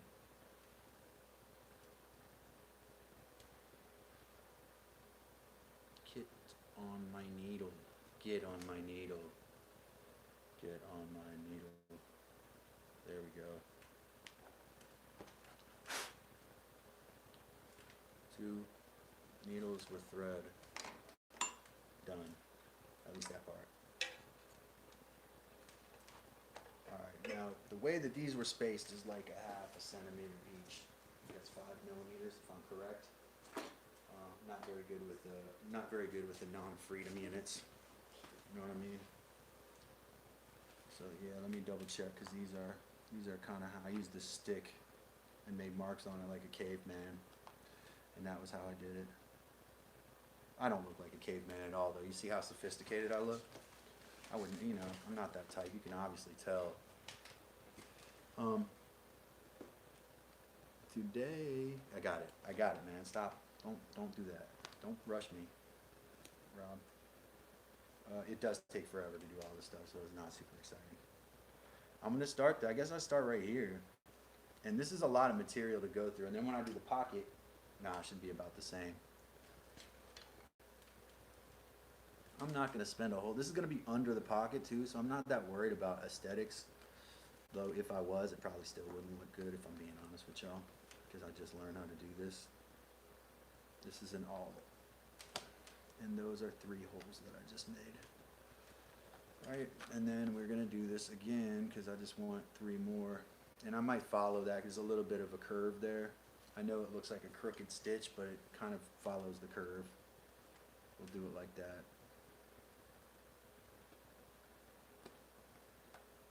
And because this is like young leather, like I just made this leather, it likes to close up. Like those holes like to close. They don't like to stay like that. I just kind of need these to be able to mark where I'm going.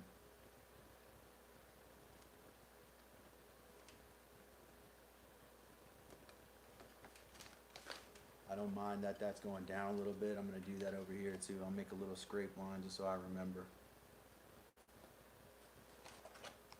That needs to go that direction.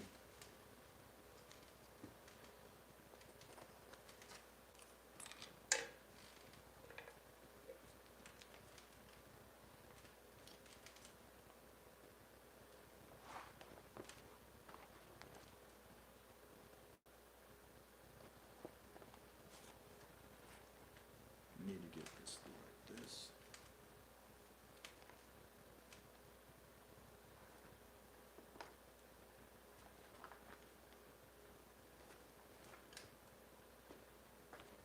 A lot of people will start with like a lock stitch. Wow, that's really, see, that's the other thing you're dealing with leather. It's not like fabric. So if you're here like, hey, this, I know how to sew, this guy doesn't know how to sew, that's true. But yeah, I'm blind, dude. Like I used to have perfect eyesight until recently. So it just like started going out. My right eye, like there's like a, I don't want to get into it. It's really sad. Alright, I might come back with this and kind of do a back stitch here, because I know that hole is open.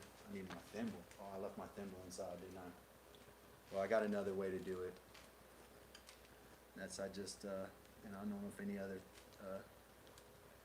seamsters or seamstresses do this. I use my awl and pull the needle through sometimes. I'm going to actually do this little procedure just to kind of lock it in place here.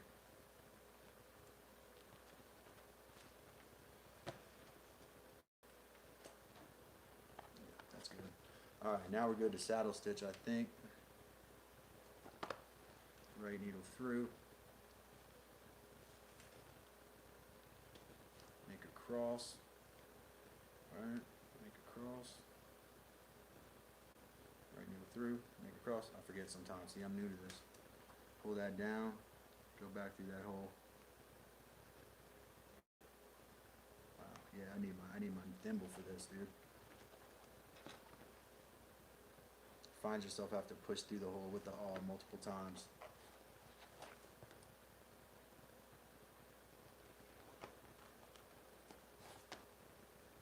That's not where I want to go. It's right here.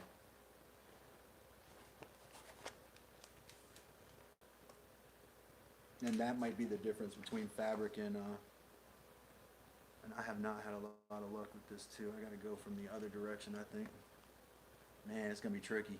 I can feel it already, it's gonna be tricky. And it's not the technique, getting that needle through.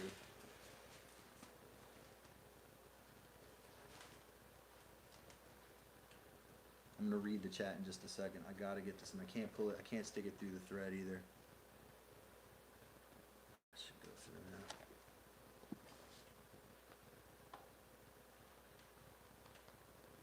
Don't want to go through the thread there. Come on, there we go. Oh my gosh, the hardest stitch you ever saw anyone do, right there. There we go.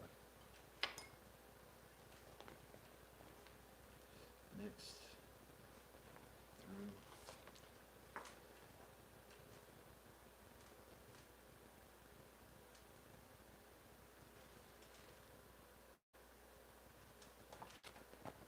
Please, please. Heck yeah, there we go. There we go.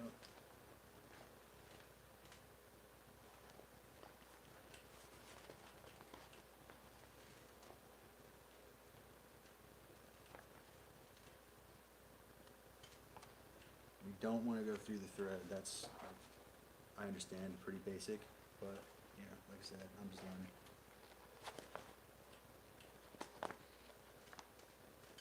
Happy to be here with you today on Dad's Workshop. Now that I'm learning how to do this, I can almost talk while I'm doing it. Almost. Some people see me in the last few days, get frustrated. It's because I'm learning something new, you know. I know, it's kind of hard. Whoops, wrong one. It needs to be pulled tight. That's the other thing about these.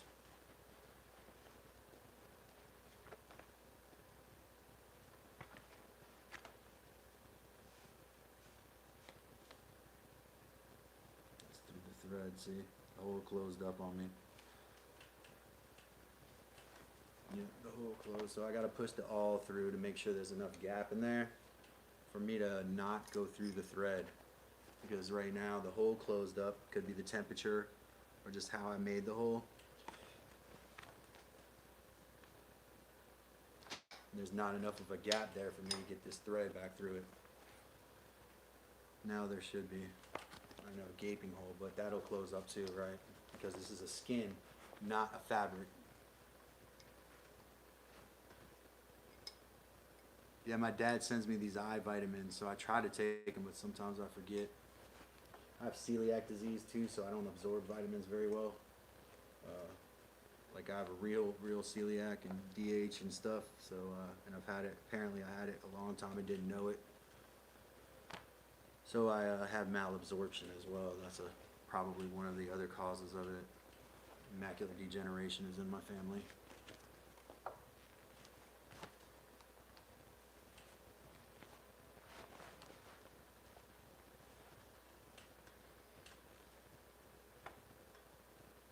New Root said, stress is real and it is serious. Eye stress is no different. You think you're not straining yourself, but it actually takes a toll on your mental health. Yeah, I did an animated short, New Roots, and thank you for that contribution there, by the way. I did an animated short, and the amount of time I spent animating all day, looking at screens and trying to see the minutia, it was extremely difficult on my hard on my eyes, I believe, to where I think I lost some sight from it. By the way, if you are a member, check out that animated short. It's called Unsinkable Mac. It's actually won some awards and stuff. Some people say it's pretty good. But you know, again, I gotta punch a hole through this because it closed up on me.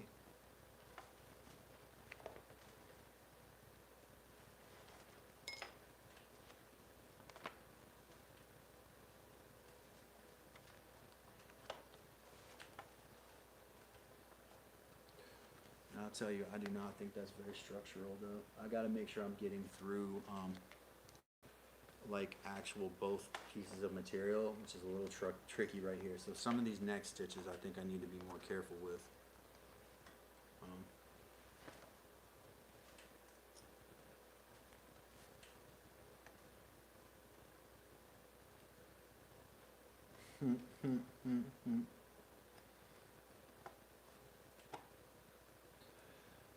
New Roots, I won't, who was that? Oh, DT, Rob, I'm not gonna read that, but, because then they're gonna start sending me stuff. They're gonna be like, they're gonna put that in my algorithm. You're messing my algorithm up, man. What you doing with my algorithm, man? You know, it's already, most of my viewers are in that age range anyway. Or dare I say it, over that age range?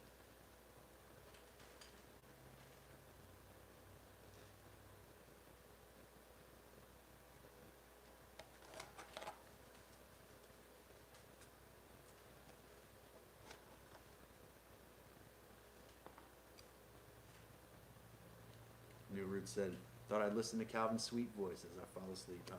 I do that to people too. I have a friend, Daniel Gandara. Shout out to Daniel, has a channel also. I do that with Daniel. I don't know if I should admit it, but I do, like, I like the sound of Daniel's voice. It puts me to sleep. So I'll put that on. If he's on, I'll be like, man, I'm just gonna put it on. And I actually like stuff I sleep to, you know. Watch a lot of like World War II documentaries, and the narrators' voices will put me to sleep, even when they're talking about terrible stuff.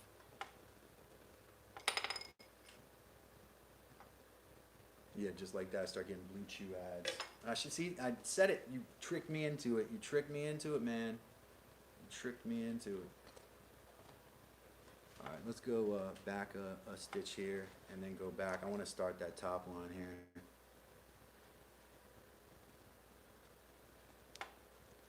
That's tight.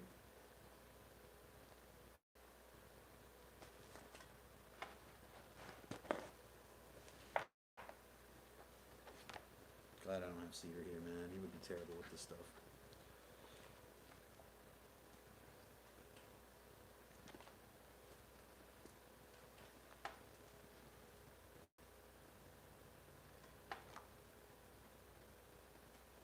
By the way, if you're new here, my name's Calvin. This is Dad's Workshop. This is actually leather I made. We're making an apron out of leather that I didn't just buy this leather. I made this leather. So it's a little more than just a guy stitching leather. Now, a guy who doesn't know what he's doing, I'll give you that. I don't know what I'm doing with kind of either thing.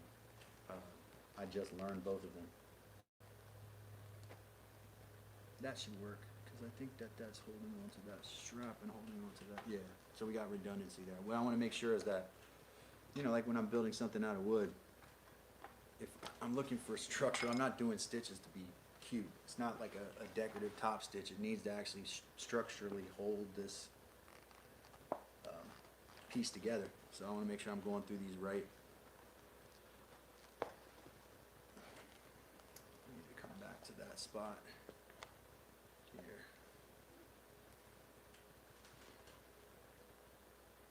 I think this needs to go up through here. Oh, this is tricky. Let me come back here. Man, this is way trickier than I thought it was going to be.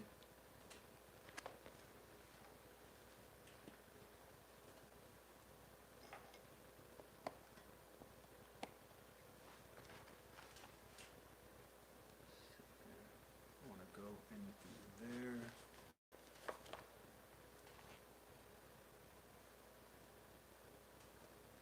I want to get this needle back where this one is here. So I got my awl poking through there because that's the only way I'm going to get that through. Got to follow it with that. There we go. Pull that tight. I don't care about what it looks like on the back. That's going to be covered anyway. I'll come through here. I just want to be in the same spot as this needle. There.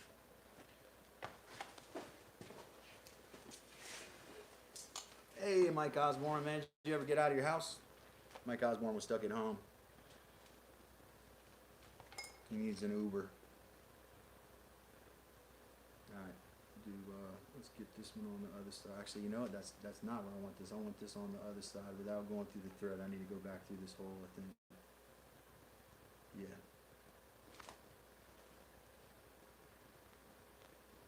I can't go through the thread though. I'm sure it's not rocket science, but I make it look like that, right? Because it's, you want to talk about a guy who makes stuff look, I'll make woodwork look easy and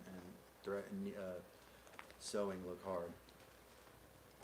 Wow, I just made a knot, but that's okay, we'll go with that. Gotta improvise. Alright.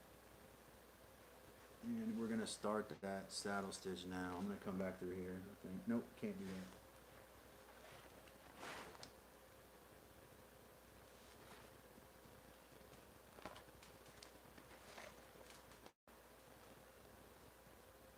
Like a left-handed saddle stitch is what I ended up doing here.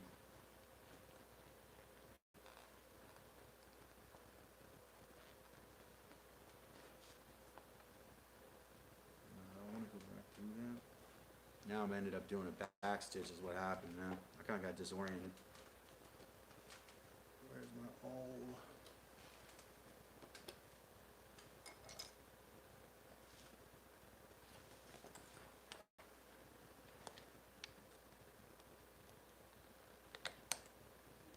Come on out of there. I don't have a, man, the cold really shrinks these up, dude. To where they don't want to, they want to close on me. It's like 30 degrees in here at the most. Come on out of there. There we go. Alright, I want to get my saddle stitch started again, and I kind of got disoriented. I need to get this back where this one is, I think. We'll just do this little back stitch here. Or not, or we won't. My goodness, man. Looks like a gaping hole. Why is that not going through? I'm almost out of thread, actually. Alright. Now I'm in the same spot. I can work from there.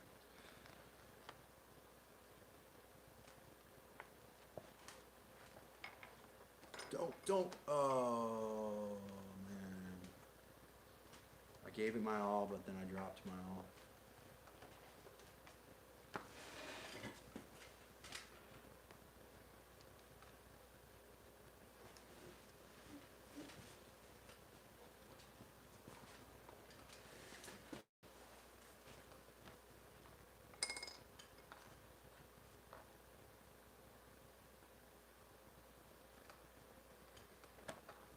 Just gonna do a few more stitches and, you know, won't bother you too much longer.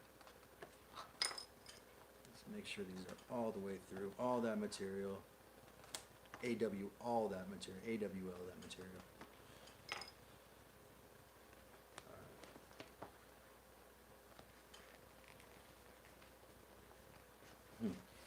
Look at that. Still, man. Still is, it's just like you cannot. This leather is very, very tough.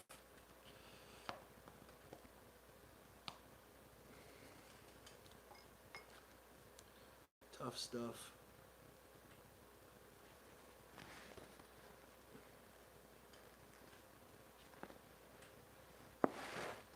Wants to fall away from me.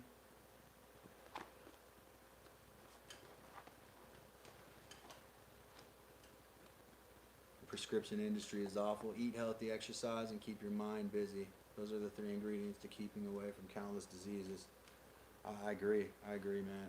I agree.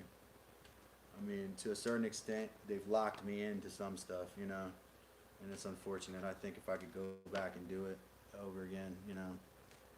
I actually got off of cholesterol medication by exercising, and I'm not telling any of you all to stop taking your cholesterol medication. If you are on cholesterol medication, please take it. Do what your doctor says, okay? It's just as a disclaimer. I don't want people saying I told them to stop taking medicine. So I was able to stop taking cholesterol medication because I exercised and ate right for a number of years, and it just dropped. And if I gain weight and stuff like that, and I go in, I'll notice my triglycerides will be high, my bad cholesterol will be high, and my good cholesterol will be low. But generally, I haven't had that problem. I used to be medicated for high blood pressure too. They don't medicate me for that anymore. Yeah, I'm definitely putting my all into this piece. You know, now we're only going to get through halfway, so we're not going to get through AWL of it today. But you see what I'm doing. It's just, it looks like a top stitch, but it's actually to connect this grain leather on the top with this buckskin on the bottom. Buckskin is just scraped leather.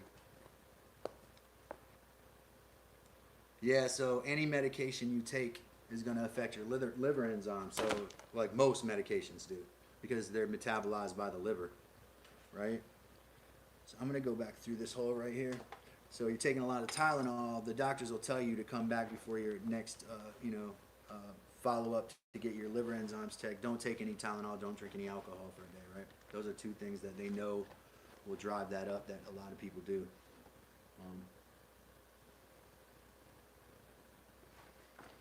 So that's what they'll generally say to someone who's got a high liver enzyme. And they're more cautious now. So when they tell you high, they usually mean medium high. You don't have fatty liver disease yet, you know. It's more cautious than it was before.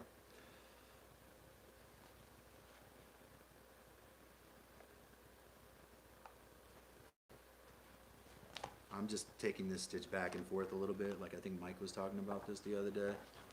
Because this is going to be behind a pocket most likely anyways. I'm just trying to use thread up here. It's not to waste thread, right?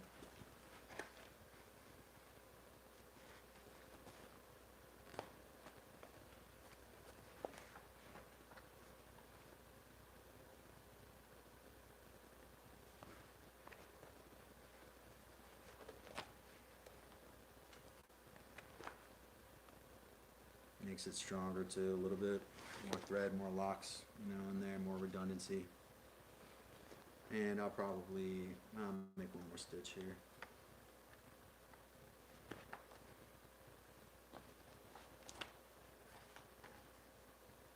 And down through here.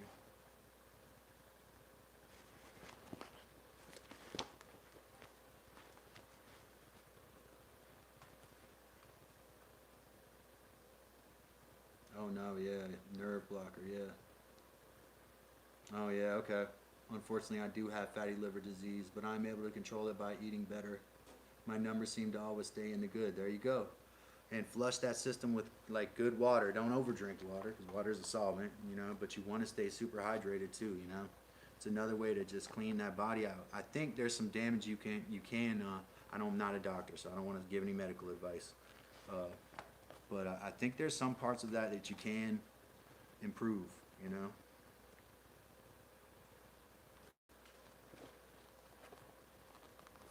Yeah, that's and then, you know, worst case scenario, luckily with a liver, if you have a family member, they can donate part of their liver if you have fatty liver disease and you need a transplant, right? They can donate part of their liver, and actually it'll regenerate in your body if it works, and you'll end up with a new liver, because the liver is one of the organs that can grow itself. That I do know.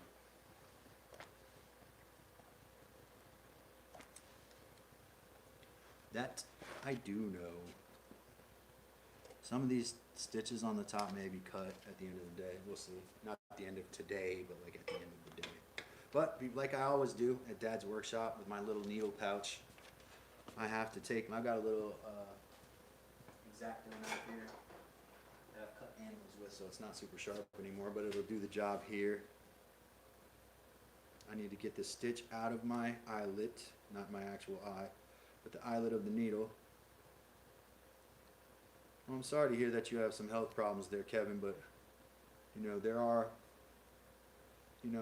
you're alive, you're breathing today, and there's always the taking care of yourself and stuff. I know there's people with terminal cancer that there's not much they can do. They try to go on diets, you know. That kind of like that scene with Morgan Freeman where he drops the cigarette finally, gets the call. You know, you're still in a spot where you can I think reverse some of that stuff, hopefully.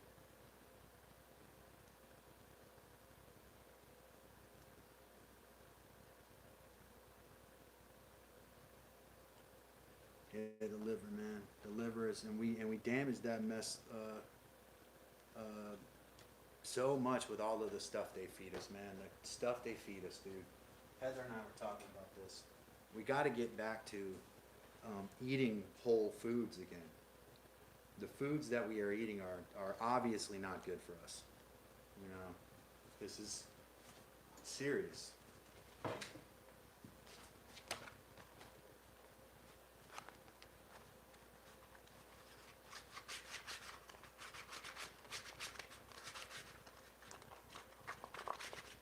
Yeah, there's some in our pocket. Again, we'll go right here and it's coming together. We're going to put more stitches in. We just do a little bit each day. Thank you for being here. Love y'all. Appreciate y'all. Kevin, I hope you're feeling better. Mike, we love you. We want you to do well. Is Carrie in the house? Carrie, see, Carrie's here. Carrie, welcome, appreciated member, Carrie. Much appreciated member, Carrie. We did a couple hours up in here, pretty long time.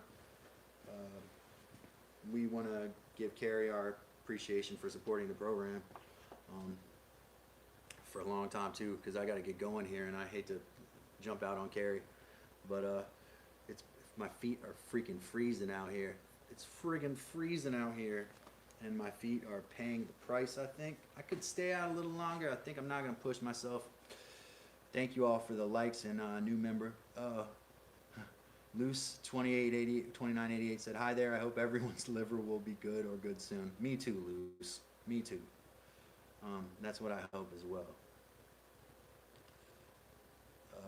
New Root said, Heather, yes it is. I never expected to be here this long, but now that I have, I appreciate every minute of it. I'm glad you do.